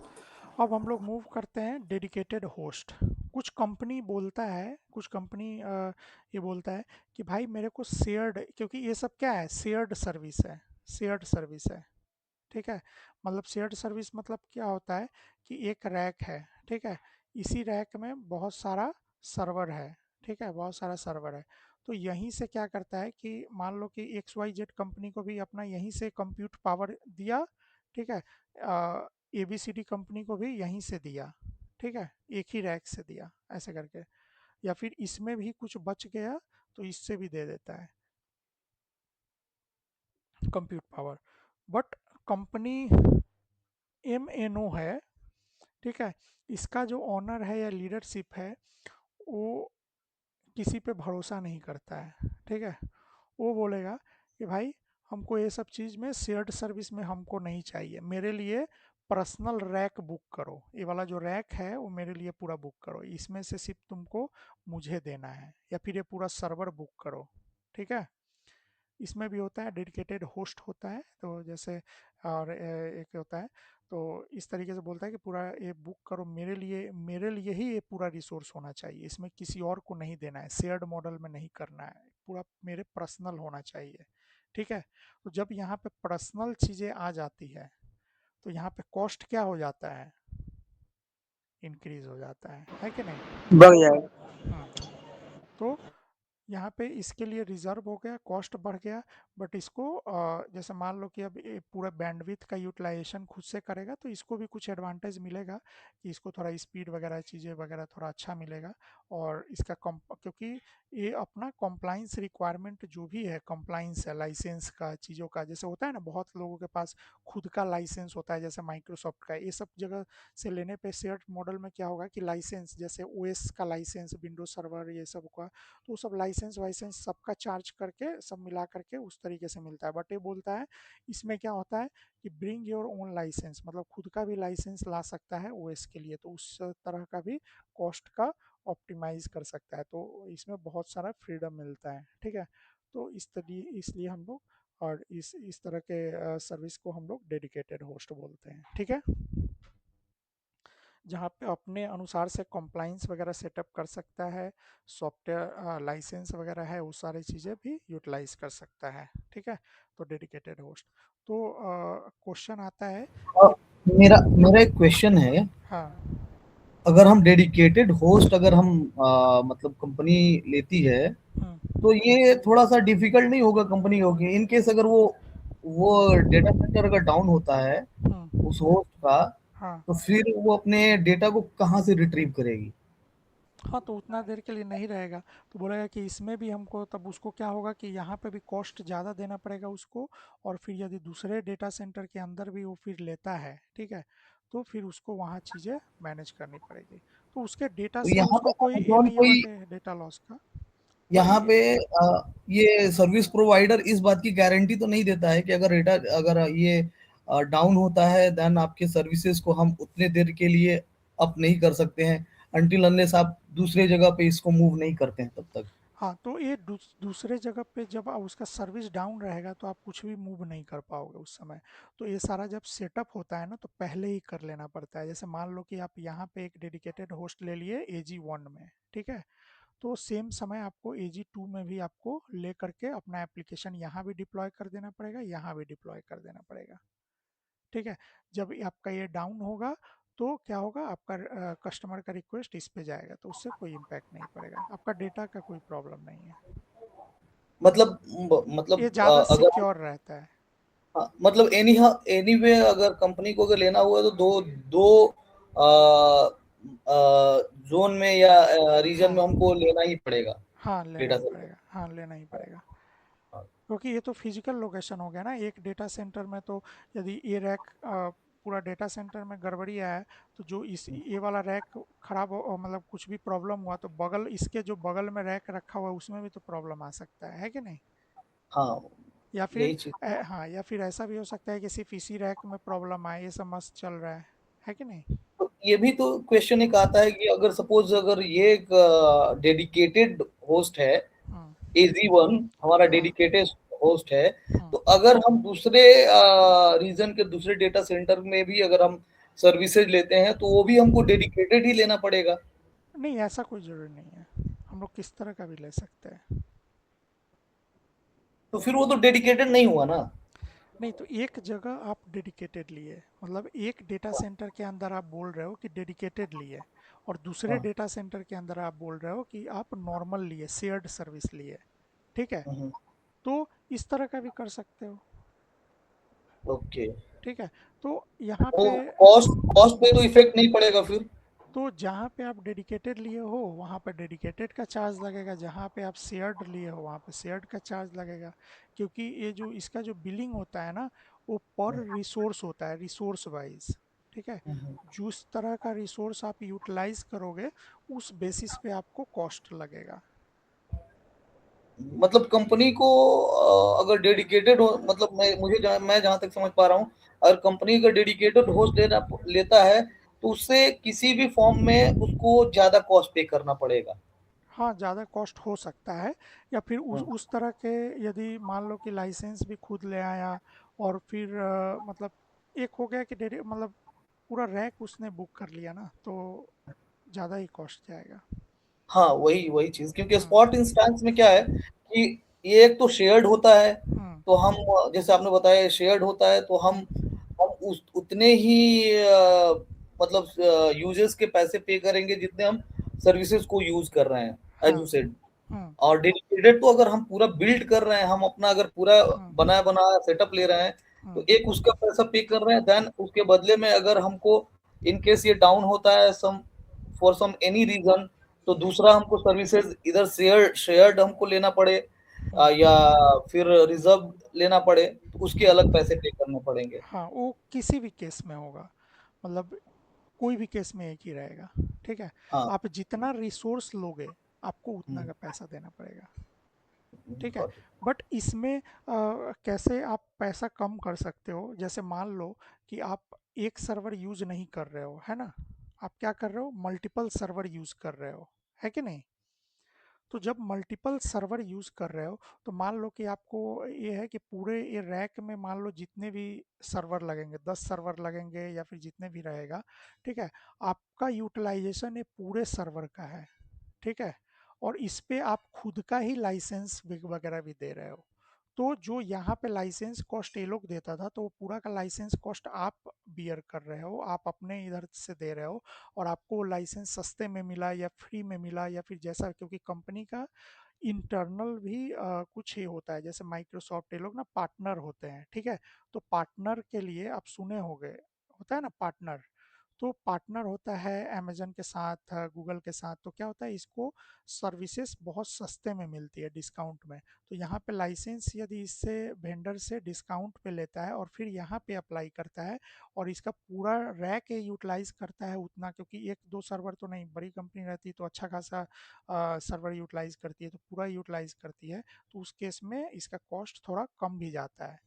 ठीक है, बट ये इतना नहीं कमता है कि ये स्पॉट इंस्टांस से कम हो जाए। ठीक है, ये कम होगा किसके कंपेयर में, ऑन ऑन ऑन डिमांड के कंपेयर में। ठीक है। हाँ, वो ऑन डिमांड के कंपेयर में। हाँ। हम्म, ठीक है, क्योंकि स्पॉट इंस्टांस में बहुत अनसर्टेनिटी है। ठीक है, अनयूज्ड रिसोर्स को ये लोग बिडिंग करता है।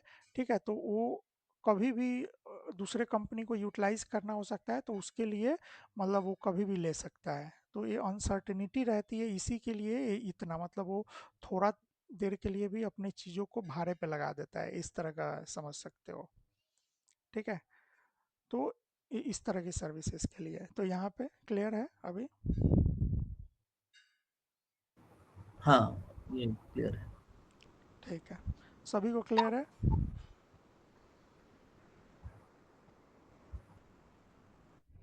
चलो, तो देखो अभी जब हम लोग EC2 जब डिप्लॉय करते हैं, जब सर्विस डिप्लॉय करते हैं, ठीक है, जैसे हम लोग कोई भी सर्वर को डिप्लॉय करते हैं, ठीक है, तो हम लोग वहाँ पे देखेंगे बहुत तरह के सर्विस, मतलब टाइप देखेंगे।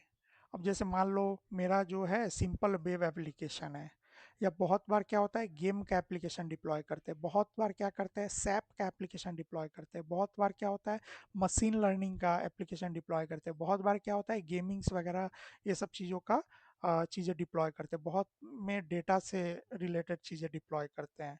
तो किस केस में किस तरह का सर्विस को हमको लेना है, किस तरह का सर्वर को लेना है, ठीक है, वो भी तो इम्पोर्टेंट है कि नहीं। तो इस चीज को इन्होंने क्लासेस में बांट दिया है और फैमिलीज में, ठीक है। तो फैमिलीज में बांटा है तो किस तरह का, इस तरह का रहता है, जब भी आप सेलेक्ट करने जाओगे तो इस तरीके से रहेगा, सी, इसमें सी रहेगा, जैसे MTCRXDIGP ऐसे करके रहता है, ठीक है। तो कौन सा वाला आप सेलेक्ट करोगे, आपके लिए बेस्ट सूटेड कौन सा है, ठीक है। तो इसको जो बोलते हैं ना फैमिली कंप्यूट, फैमिली मतलब सी क्लास का लेते हैं, सी फैमिली का लेते हैं। और ये क्या होता है जनरेशन, कौन सा जनरेशन, मतलब फोर्थ जनरेशन है, फाइव जनरेशन है, सिक्स जनरेशन है, मतलब जितना जनरेशन अप होता जाएगा वो उतना ऑप्टिमाइज और एडवांस होगा। मतलब थ्री, मतलब मान लो लोअर हुआ तो इससे एडवांस फोर होगा, इससे एडवांस फाइव होगा, इससे एडवांस सिक्स होगा, ठीक है। तो ये एक तरह से जनरेशन्स हो गया, ठीक है। और फिर ये लार्ज जो है, ये लार्ज जो है ये क्या शो करता है साइज को, मतलब लार्ज रहता है, फिर 2x लार्ज रहेगा, फिर 4x लार्ज रहेगा, फिर 8x लार्ज रहेगा, ऐसे करके। तो ये लार्ज का मतलब क्या होता है, जैसे मान लो कि लार्ज में 4 GB या 8 GB का रैम रहा, ठीक है। तो जब 2x लार्ज हो जाएगा तो 8 2 इतना हो जाएगा, मतलब 16 GB का आपको रैम मिलेगा। अब आपको क्या है कि 4x मतलब तो 8 GB का 4 हो गया, ठीक है। 32 GB का आपको रैम मिलेगा। तो ये यही डिनोट करता है, ये क्या डिनोट करता है, आपके सर्वर के साइज को। तो ये क्लियर है।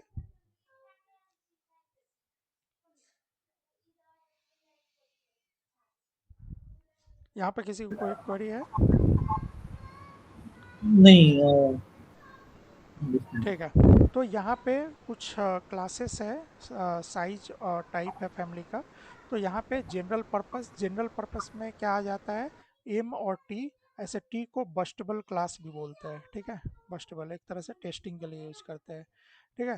तो एम और टी जनरल पर्पस इसको बोलते हैं, general purpose instance word use करते हैं। इंस्टांस का मतलब यहाँ पे होता है सर्वर, ठीक है। हम लोग जो वर्ड इंस्टांस यूज करेंगे तो उसका मतलब होता है यहाँ पे सर्वर, ठीक है। या फिर इसको वीएम भी बोल सकते हैं, ठीक है। VM short form virtual machine, है ना। एज्योर में बोलते हैं वीएम बोलते हैं, है कि नहीं। तो ये वर्चुअल मशीन किस लिए बोलते हैं, क्योंकि ये वर्चुअल होता है। ये मतलब जैसे क्या होता है, इसका हार्डवेयर जो है वो मेरे पास नहीं रहता है, वो क्या रहता है, जो वेंडर है उसके डेटा सेंटर में रहता है, ठीक है। तो इसीलिए इसको वर्चुअल बोलते हैं, ठीक है। तो ये क्या होता है, बैलेंस्ड रिसोर्सेज के लिए होता है, ठीक है। इसका यूज केस क्या होता है, बेसिकली जब वेब एप्लीकेशन वगैरह डिप्लॉय करते हैं, वेब सर्वर, स्मॉल डीबीज, तो इसके लिए जो सूटेबल होता है वो जनरल पर्पस इंस्टेंस सूटेबल होता है। फिर कंप्यूट ऑप्टिमाइज, जब हमको हाई परफॉर्मेंस प्रोसेसर चाहिए, ठीक है। हाई परफॉर्मेंस प्रोसेसर चाहिए मतलब सीपीयू इंटेंसिव एप्लीकेशन, जो जहाँ पे जिस एप्लीकेशन में सीपीयू यूटिलाइजेशन बहुत ज़्यादा रहता है, जैसे होता है ना बहुत सारा एप्लीकेशन के अंदर बहुत सारा रिपोर्ट वगैरह जनरेट करते हैं, या फिर डेटाबेस से बहुत सारा रिक्वेस्ट फेच करना रहता है, चीज़ ये सब तरह का चीज़ रहता है, ठीक है। तो ट्रांजेक्शनल टाइप का, तो वहाँ पे हम लोग कंप्यूट क्लास का यूज़ करते हैं, है कि नहीं, सिद्धार्थ को पता होगा, ठीक है। तो हाई परफॉर्मेंस कंप्यूट जहाँ पे चाहिए तो हम लोग इस तरह का सर्वर यूज़ करते हैं। फिर जहाँ पे मेमोरी ज़्यादा चाहिए तो मेमोरी ऑप्टिमाइज, जैसे RX ऐसे करके रहेगा, ये कैपिटल लेटर में है बट सब वहाँ पे स्मॉल लेटर में लिखा रहेगा। जहाँ पे fast means fast performance for larger data set रहेगा, जहाँ पे जैसे कि मान लो कि मेमोरी इंटेंसिव ऐप और इसके लिए जैसे ऐप आना या बिग डेटा के लिए, जहाँ पे डेटा के साथ डील होता है, ठीक है। बहुत सारे डेटा को हम लोग क्वेरी करते हैं या फिर मतलब उसके साथ डील करते हैं, तो उस तरह के एप्लीकेशन में हम लोग को आर और एक्स क्लास के मतलब मेमोरी ऑप्टिमाइज्ड हमको सर्वर चाहिए होता है, मतलब इंस्टांस चाहिए होता है, तो हम लोग ये क्लास फैमिली सेलेक्ट करेंगे। फिर स्टोरेज ऑप्टिमाइज, जहाँ पे रीड राइट ऑपरेशन स्टोरेज पे ज़्यादा होता है, ठीक है, तो वहाँ पे जैसे डेटा वेयर हाउस वगैरह ये सब के लिए, जहाँ पे फाइल डिस्ट्रीब्यूटेड फाइल सिस्टम्स वगैरह के लिए, डिस्ट्रीब्यूटेड फाइल सिस्टम वगैरह हो गया कि मान लो एक फाइल सिस्टम में मल्टीपल सर्वर जो होता है, जैसे मान लो एक फाइल सिस्टम है, ठीक है, और मल्टीपल सर्वर्स होता है, और वहाँ से एक ही तरह को इसको रीड राइट यहाँ पे ऑपरेशन फाइल्स पे बहुत ज़्यादा होता है, ठीक है, फाइल में कुछ एडिंग मतलब एडिट होता है, चीज़ें सब चीज़ें होती रहती है, ठीक है, तो उस तरह के एप्लीकेशंस के लिए स्टोरेज ऑप्टिमाइज हम लोग लेते हैं, ठीक है। फिर एक्सेलरेटेड कंप्यूट, जहाँ पे ग्राफिक और मशीन लर्निंग रिलेटेड एप्लीकेशन वगैरह या स्ट्रीमिंग, जैसे हॉटस्टार स्ट्रीमिंग वीडियो वगैरह ये सब का, या मशीन लर्निंग मॉडल से सब चीज़ें जहाँ पे वर्क करती है, वहाँ पे हम लोग जी और पी टाइप का यूज़ करते हैं। तो ये एक तरह से थ्योरी टाइप का है, और आपको याद रखना पड़ेगा, क्योंकि जब आपको कोई प्रोजेक्ट मिलेगा, बोलेगा कि भाई इस तरह का प्रोजेक्ट है, तो इस तरह के प्रोजेक्ट के लिए हमें सर्वर की रिक्वायरमेंट है, तो आपको आप ही को ना सेलेक्ट करना पड़ेगा कि भाई इसके लिए कौन सा सर्वर ले हम, है कि नहीं। तो इसमें कौन डिसाइड करेगा? क्लाउड इंजीनियर डिसाइड करेगा, आर्किटेक्ट डिसाइड करेगा कि हाँ हमको इस तरह का एप्लीकेशन मतलब इस तरह का सर्वर लगेगा, तो इस तरह के एप्लीकेशन के रिक्वेस्ट को मैनेज कर पाएगा, है कि नहीं। तो क्लियर है, समझ में आ रहा है सभी को? बहुत स्लो जा रहे हैं या फास्ट जा रहा है या सही चल रहा है?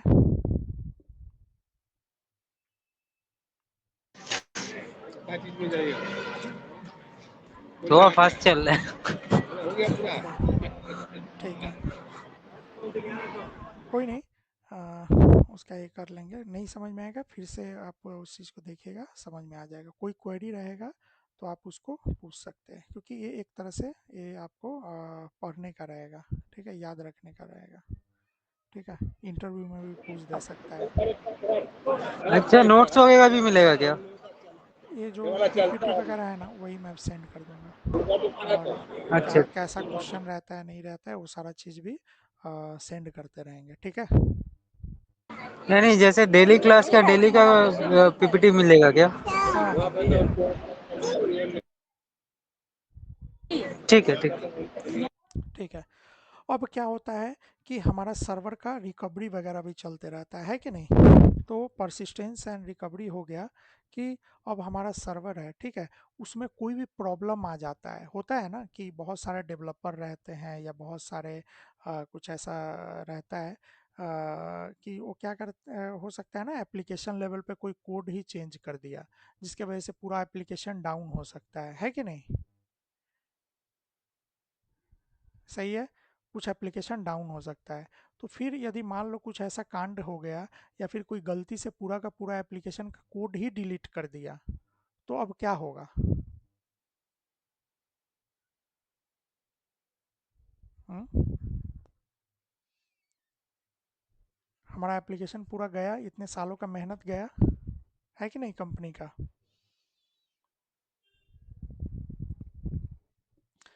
तो इस चीज़ के लिए हम लोग क्या यूज़ करते हैं, बैकअप मैकेनिज्म यूज़ करते हैं, है कि नहीं। तो बैकअप के लिए क्लाउड में जो सर्विस यूज होता है, ठीक है, वो होता है, उसको बोलते हैं हम लोग AMI, अमेजन मशीन इमेज, ठीक है। इसमें क्या होता है, अमेजन मशीन इमेज में क्या होता है कि कोई भी आपके साथ सर्वर रहता है, जैसे मान लो मेरा कंप्यूटर है, ठीक है, ये वाला कंप्यूटर है, तो एक कंप्यूटर के साथ साथ क्या होता है, स्टोरेज भी जुड़ा रहता है ना, इसके साथ क्या जुड़ा रहता है, स्टोरेज भी जुड़ा रहता है, स्टोरेज भी जुड़ा रहता है, जहाँ पे डेटा वगैरह स्टोर करते हैं, जैसे हमारा कंप्यूटर में C ड्राइव, D ड्राइव ऐसे करके होता है ना ड्राइव, उसको क्या बोलते हैं, स्टोरेज बोलते हैं। तो स्टोरेज भी जुड़ा रहता है। तो जब हम लोग इस सर्वर के कॉन्फ़िगरेशन के साथ साथ, मतलब OS के साथ साथ, मतलब हमारा इसमें लिनक्स चल रहा है या विंडो चल रहा है, तो उसके में अंदर क्या कॉन्फ़िगर कॉन्फ़िगरेशन है, इसके अंदर कोड है कि नहीं, कोड है, डेटाबेस, जितने चीज़ है, उस सब के साथ जब इसका पूरा बैकअप लेते हैं, ठीक है, उसी को हम लोग इसमें AMI बोलते हैं, अमेजन मशीन इमेज, ठीक है। तो ये डिजास्टर रिकवरी के लिए होता है। ठीक है, जैसे अब मान लो कि हम लोग जैसे थोड़े समय पहले ही बात किए थे कि हम लोग AG1 में अपना इंफ्रास्ट्रक्चर डिप्लॉय करते हैं, है कि नहीं? AG1 में डिप्लॉय करते हैं। अब हमको AG2 में सेम डिप्लॉय करना है, तो जितना मेहनत हम यहाँ पे किए हैं वो पूरा मेहनत फिर से हम यहाँ पे करेंगे क्या? नहीं करेंगे ना, उतना टाइम नहीं है कि नहीं?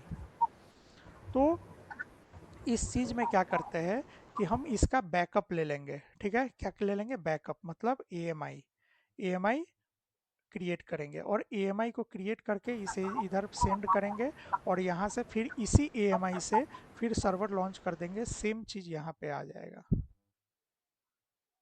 ठीक है, तो उस ये सब चीज़ों के लिए हम लोग यूज़ करते हैं। मान लो कि कोई कोड डिलीट कर दिया, कोई कुछ भी डिलीट कर दिया, कोई पूरा का पूरा डेटाबेस, होता है ना कितने बार कोई डेटाबेस ही पूरा डिलीट मार देता है।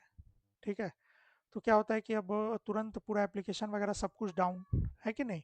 तो उस केस में हम लोग तुरंत क्या कर सकते हैं, जब हमारे पास कोई बैकअप है उससे फिर से हम सर्वर डिप्लॉय कर लेंगे। जब लैब देखेंगे ना, प्रैक्टिकल देखेंगे, तो ये चीज़ बहुत अच्छे से क्लियर हो जाएगी। तो फिर से हमारा सर्वर एप्लीकेशन डेटाबेस सब कुछ आ जाएगा, बट सिर्फ थोड़ा सा का लॉस होगा कि जितना देर पहले का वो बैकअप था उतना देर का डेटा जाएगा, यदि कुछ रहा होगा तो। ठीक है, बट ये सबको भी चीज़ को ये करने के लिए फिर यहाँ पे क्या होता है, EBS स्नैपशॉट होता है। EBS क्या होता है, जो ये स्टोरेज सर्विस रहता है ना, इसी को हम लोग EBS बोलते हैं। ठीक है, इसी को हम लोग EBS बोलते हैं। ठीक है, इलास्टिक ब्लॉक स्टोरेज। ठीक है, इसका फुल फॉर्म होता है इलास्टिक ब्लॉक स्टोरेज। ठीक है, तो ये क्या होता है, इलास्टिक ब्लॉक स्टोरेज बोलते हैं। तो इसमें क्या होता है, जैसे हम लोग पहले बैकअप ले रहे थे तो क्या है, सर्वर के कॉन्फ़िगरेशन OS वगैरह से ले करके स्टोरेज तक। ठीक है, बट इसमें क्या होता है कि सिर्फ स्टोरेज का जो रहता है ना उसका सिर्फ बैकअप लेते हैं। ठीक है, सिर्फ स्टोरेज का बैकअप लेते हैं। ठीक है, ये क्या होता है, पॉइंट इन टाइम और इंक्रीमेंटल बैकअप। मतलब क्या, जब आपने इसका बैकअप लिया तो बस उस समय तक का बैकअप रहा। जैसे मान लो कि आपका ये जो स्टोरेज है वो 50 GB का स्टोरेज है। ठीक है, तो पहला बैकअप जो लिए आप 50 GB का बैकअप होगा। फिर 2 घंटे के बाद आपका शेड्यूल है, या फिर 1 सप्ताह में 1 दिन, या फिर जिस दिन भी शेड्यूल है, या फिर हर दिन एक बैकअप शेड्यूल है, हर दिन 5 बैकअप शेड्यूल है, तो उतने उतने टाइम इंटरवल के बाद एक बैकअप लेगा। तो जस्ट इतने टाइम के अंदर इसमें जितना डेटा इंजेस्ट होगा, मतलब जितना डेटा इंटर करेगा, ठीक है, तो मान लो कि अब स्टोरेज क्या हो गया, 51 GB हो गया। ठीक है, तो नेक्स्ट जो होगा इंक्रीमेंटल बैकअप। ये क्या होता है, incremental point in time backup specific volume stored on S3। तो यहाँ पे क्या होगा कि इंक्रीमेंटल बैकअप होगा, तो दूसरा जो बैकअप होगा वो उसमें कितना इंक्रीमेंटल बैकअप हुआ, 1 GB का। तो फिर ये 50 GB, फिर ये 51 GB। तो ऐसे करके जितना इंक्रीमेंटल बैकअप होगा, ठीक है, इंक्रीमेंटल टर्म्स में बैकअप लेगा और आपको इतना ही का, फिर इस तरह से 50 GB, 1 GB, 2 GB ऐसे करके जितना सम करके आएगा उतना का आपको चार्ज देना पड़ेगा। और जो ये बैकअप स्टोर होता है वो अमेजन के S3 बकेट में स्टोर होता है, जो कि अमेजन का एक ऑब्जेक्ट ऑब्जेक्ट स्टोरेज बैकअप रहता है। ठीक है, ये सब चीज़ आगे पढ़ेंगे, बस ये सिंपल सा जान लीजिए कि EBS स्नैपशॉट क्या होगा, वॉल्यूम का बैकअप होगा, AMI क्या चीज़ का बैकअप होगा, पूरे सर्वर का आपका बैकअप होगा। मतलब पूरे सर्वर जो OS वगैरह है, उसके कॉन्फ़िगरेशंस है और उसका स्टोरेज है, इसका कंबाइन जब बैकअप होगा तो वो AMI कहलाएगा, और जब सिर्फ स्टोरेज का बैकअप होगा तो वो स्नैपशॉट कहलाएगा। तो क्लियर है, यहाँ पे किसी को कोई क्वेरी है तो बताइए।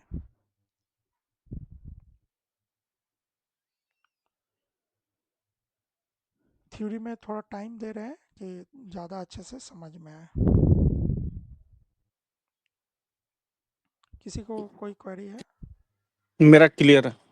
ठीक है, थैंक यू। ठीक है, साइलेंट नो।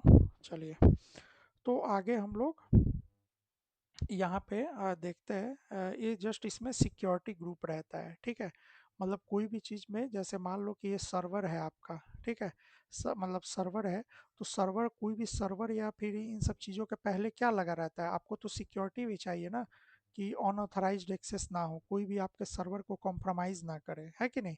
तो उसके लिए क्या होता है, फायरवॉल लगाया जाता है कि नहीं। एक फायरवॉल लगाया जाता है। फायरवॉल क्या होता है, फायरवॉल आपके घर के दरवाजे की तरह होता है, ठीक है।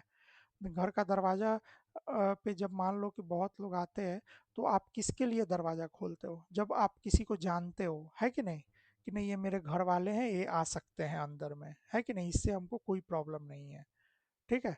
तो सिर्फ उसी के लिए आप क्या करते हो, दरवाज़ा ओपन करते हो, तो उसका रिक्वेस्ट आपके घर पे आता है, मतलब वो घर पे आ सकता है। बट आप जो बोल रहे हो कि इसको हम नहीं पहचानते पर्टिकुलर पर्सन को, तो यहाँ पे क्या होता है, उस पर्सन के लिए आप दरवाज़ा नहीं खोलते हो जिसको नहीं पहचानते हो, है कि नहीं।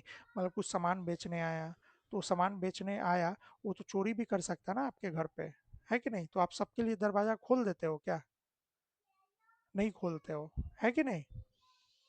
तो ये एक तरह से आपके घर के दरवाजा की तरह काम करता है क्या, फायरवॉल। तो सर्वर लेवल पे जो फायरवॉल एक तरह से काम करता है, उसको हम लोग सिक्योरिटी ग्रुप करते हैं, कहते हैं, ठीक है। मतलब कौन सा ट्रैफिक अलाउ होगा, कौन सा ट्रैफिक ब्लॉक होगा, वो चीज़ आपको यहाँ से आप सिक्योरिटी ग्रुप से मैनेज करते हो, ठीक है। सिक्योरिटी ग्रुप टर्म को, फायरवॉल टर्म को यहाँ पे क्या बोलते हैं हम लोग, सिक्योरिटी ग्रुप, ठीक है। जो कि सर्वर लेवल पे लगता है, मतलब सर्वर लेवल पे जो लगता है, उसको हम लोग सिक्योरिटी ग्रुप बोलते हैं, ठीक है। क्लियर है सभी को। जैसे यहाँ पे क्या ट्रैफिक किस बेस पे अलाउ करते हैं, जैसे मान लो पोर्ट नंबर के बेस पे, पोर्ट नंबर के बेस पे अलाउ करते हैं, मतलब पोर्ट नंबर 80, पोर्ट नंबर 443 या पोर्ट नंबर 22, इस आईपी के लिए बस पर्टिकुलर आईपी के लिए अलाउ कर दो। मतलब होता है ना इस तरीके से कि ये वाला आईपी, जैसे मान लो कि यदि H T T P request है, मतलब 443 पे कोई रिक्वेस्ट है, मतलब आपका समझ लो कि आपका ये सर्वर है, इस पे आप एक एप्लीकेशन रन कर रहे हो, ठीक है। यहाँ पे फायरवॉल लगा हुआ है, और आपके बहुत सारे इंड यूज़र हैं, ठीक है, ये क्या है, यूज़र है। तो आप इस पे ई कॉमर्स एप्लीकेशन रन कर रहे हो, तो आप क्या सोच चाहोगे कि आपके वेब के कंटेंट को सब एक्सेस कर पाए, है कि नहीं। तो वो क्या कैसे एक्सेस कर पाए, जब आपका उसका रिक्वेस्ट, ठीक है, 80 और 443, मतलब H T T P S H T T P S पे आए, एच टी टी पी पे आएगा, ठीक है। उसका H T T P request type, मतलब वेब का वेबसाइट रिक्वेस्ट का कंटेंट आएगा, तो आप इसको अलाउ करो, यहाँ पे अलाउ करो एप्लीकेशन पे, ताकि ये आपके कंटेंट को ये सारे लोग देख पाए, ठीक है। क्या ये क्या रिक्वेस्ट कर रहा है, आपका एप्लीकेशन को देखने का रिक्वेस्ट कर रहा है, इसीलिए आप इसको अलाउ कर रहे हो। बट एप्लीकेशन के अलावा, ठीक है, मतलब पोर्ट नंबर 80 और 443 के अलावा, यदि मान लो कि ये 22 नंबर पोर्ट पे रिक्वेस्ट आए, 22 नंबर पोस्ट पोर्ट क्या चीज़ के लिए होता है यूज़, एनी आइडिया। एसएसएच का है ना, हाँ, एसएसएच सिक्योर पोर्ट है, सेल, हाँ। सिक्योर सेल है। तो इस पे क्या होता है कि इस तरह का रिक्वेस्ट मान लो कि एक बंदा कर रहा है, तो ये क्या कर रहा है, ये वेबसाइट के कंटेंट का नहीं कर रहा है, डायरेक्ट सर्वर का ही एक्सेस लेना चाह रहा है।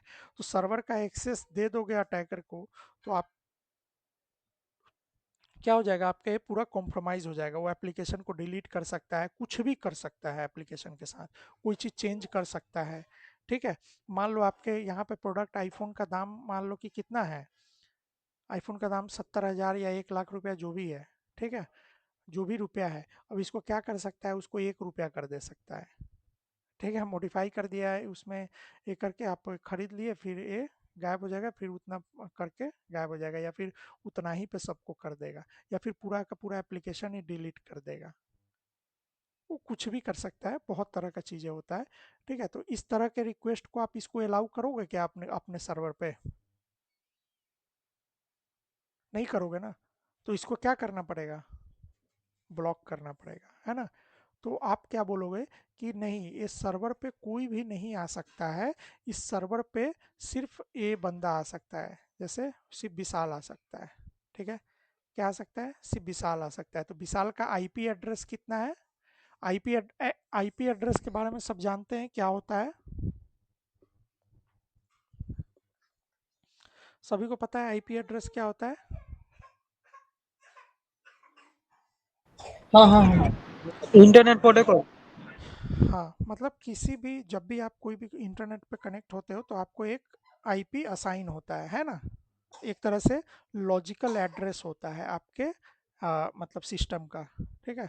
लॉजिकल एड्रेस होता है, तो उसी को हम लोग ये बोलते हैं। तो बस हम क्या बोलेंगे कि विशाल का आईपी इतना है, बस इसको अलाउ है, बस यही एक्सेस कर सकता है क्योंकि ये हमारा सर्वर को मैनेज करता है, बाकी किसी का भी रिक्वेस्ट आए वो डिनाई हो जाए, है ना? तो इस तरीके वो से तो हम लोग मैंने, प्राइवेट आईपी हो जाएगा ना। हाँ, प्राइवेट आईपी हो या पब्लिक आईपी हो, ठीक है? पब्लिक अच्छा। आईपी भी कर सकते हैं, जैसे कि मान लो कि इसके राउटर को ए आईपी ए है और मान लो कि कोई ऑर्गेनाइजेशन है, तो ऑर्गेनाइजेशन में सभी को different different private IP assign होगा, है कि नहीं? फिर किसी का भी आईपी चेंज हो सकता है, मान लो आज वो बंद कर दिया और सभी बंद कर दिए, कल आए तो सबका आईपी चेंज हो सकता है कि नहीं? कुछ भी इस तरीके का हो सकता है, ठीक है? या फिर कोई दूसरे सिस्टम से वो लॉगिन किया, मतलब कोई भी तरह का कंडीशन, मतलब वो आज यहाँ नहीं बैठ के दूसरे जगह बैठा, कभी कुछ हुआ, तो सबका चेंज होता है आईपी एड्रेस, ठीक है?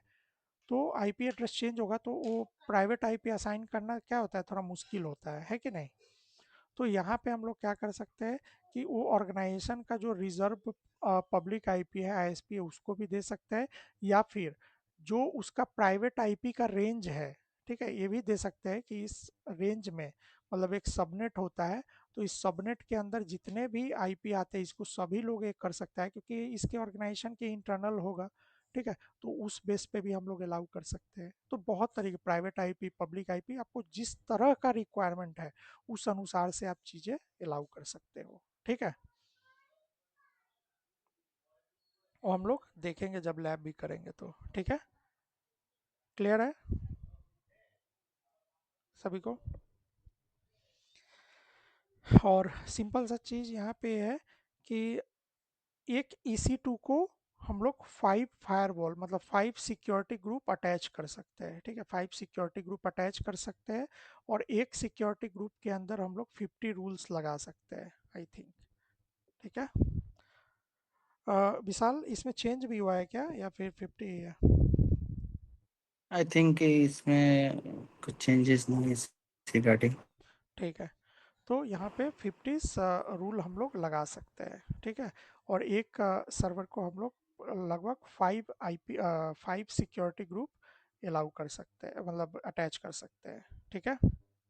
तो यहाँ पे सभी को क्लियर है? और सिक्योरिटी ग्रुप में है कि हम लोग किसी भी आईपी को सिर्फ अलाउ कर सकते हैं, डिनाई नहीं कर सकते हैं। मतलब डिनाई नहीं कर सकते इसका मतलब ये नहीं है कि कोई भी आ सकता है, मतलब इसका मतलब ये होता है कि आप जिस आईपी को अलाउ करोगे, ठीक है, वही अलाउ रहेगा, बाकी सब डिनाई रहता है, ऐसा रूल है इसका। क्लियर है सभी को? एक एक क्वेरी है। हाँ बोलिए। हम एक एनएसजी में कितने रूल क्रिएट कर सकते हैं? वही मैंने बोला कि 50 कर सकते हैं, 50 कर सकते हैं। इसमें क्या होता है, आप जो एनएसजी बोल रहे हो वो होता है आपका इसका एज्योर में टर्म यूज़ एजोर होता का है, हाँ। मतलब इधर नेटवर्क सिक्योरिटी होता है। हाँ, इसमें उसी को हम लोग सिक्योरिटी ग्रुप बोलते हैं, ठीक है? तो एक में 50 हम लोग कर सकते हैं, ठीक है? 50।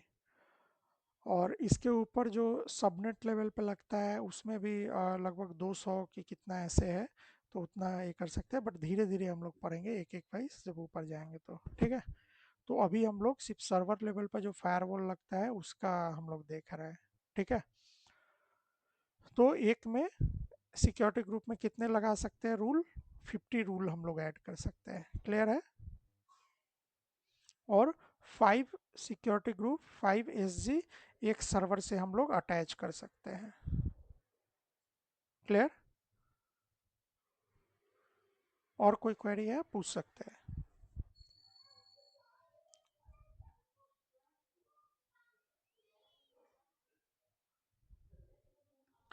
चलिए तो आगे मूव करते हैं। आई ये थिंक 50 से 60 हो, मतलब 60 है आई थिंक। 60 इनबाउंड 60 आउटबाउंड कुछ ओके, अपडेट होगा तो ओके, चेंज करते तब रहते बढ़ हैं। गया है। हाँ, ये सब चीज़ें हमेशा चेंज होती रहती है। पहले जो था वो 50 था, ठीक है, तो मे बी अभी 60 के करीब हो गया है। तो रीज़न वगैरह भी, एजी वगैरह भी चेंज होते रहता है, ठीक है, तो वही चीज़ है। और ये वाला टॉपिक हमारा ख़त्म हो गया है, ठीक है। तो इसका ये सब क्वेश्चन है, इम्पोर्टेंट क्वेश्चन है, ये सब आप लोग देख सकते हैं। ये सब इम्पोर्टेंट क्वेश्चन है जो कि इंटरव्यू में पूछता है, ठीक है। तो इसको आप खुद से देखिए, हम लोग भी इसका बाद में प्रोवाइड कर देंगे। तो यहाँ तक सभी को क्लियर है?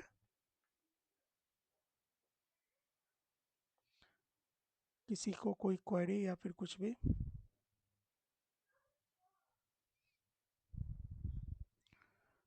तो बोल सकते हैं।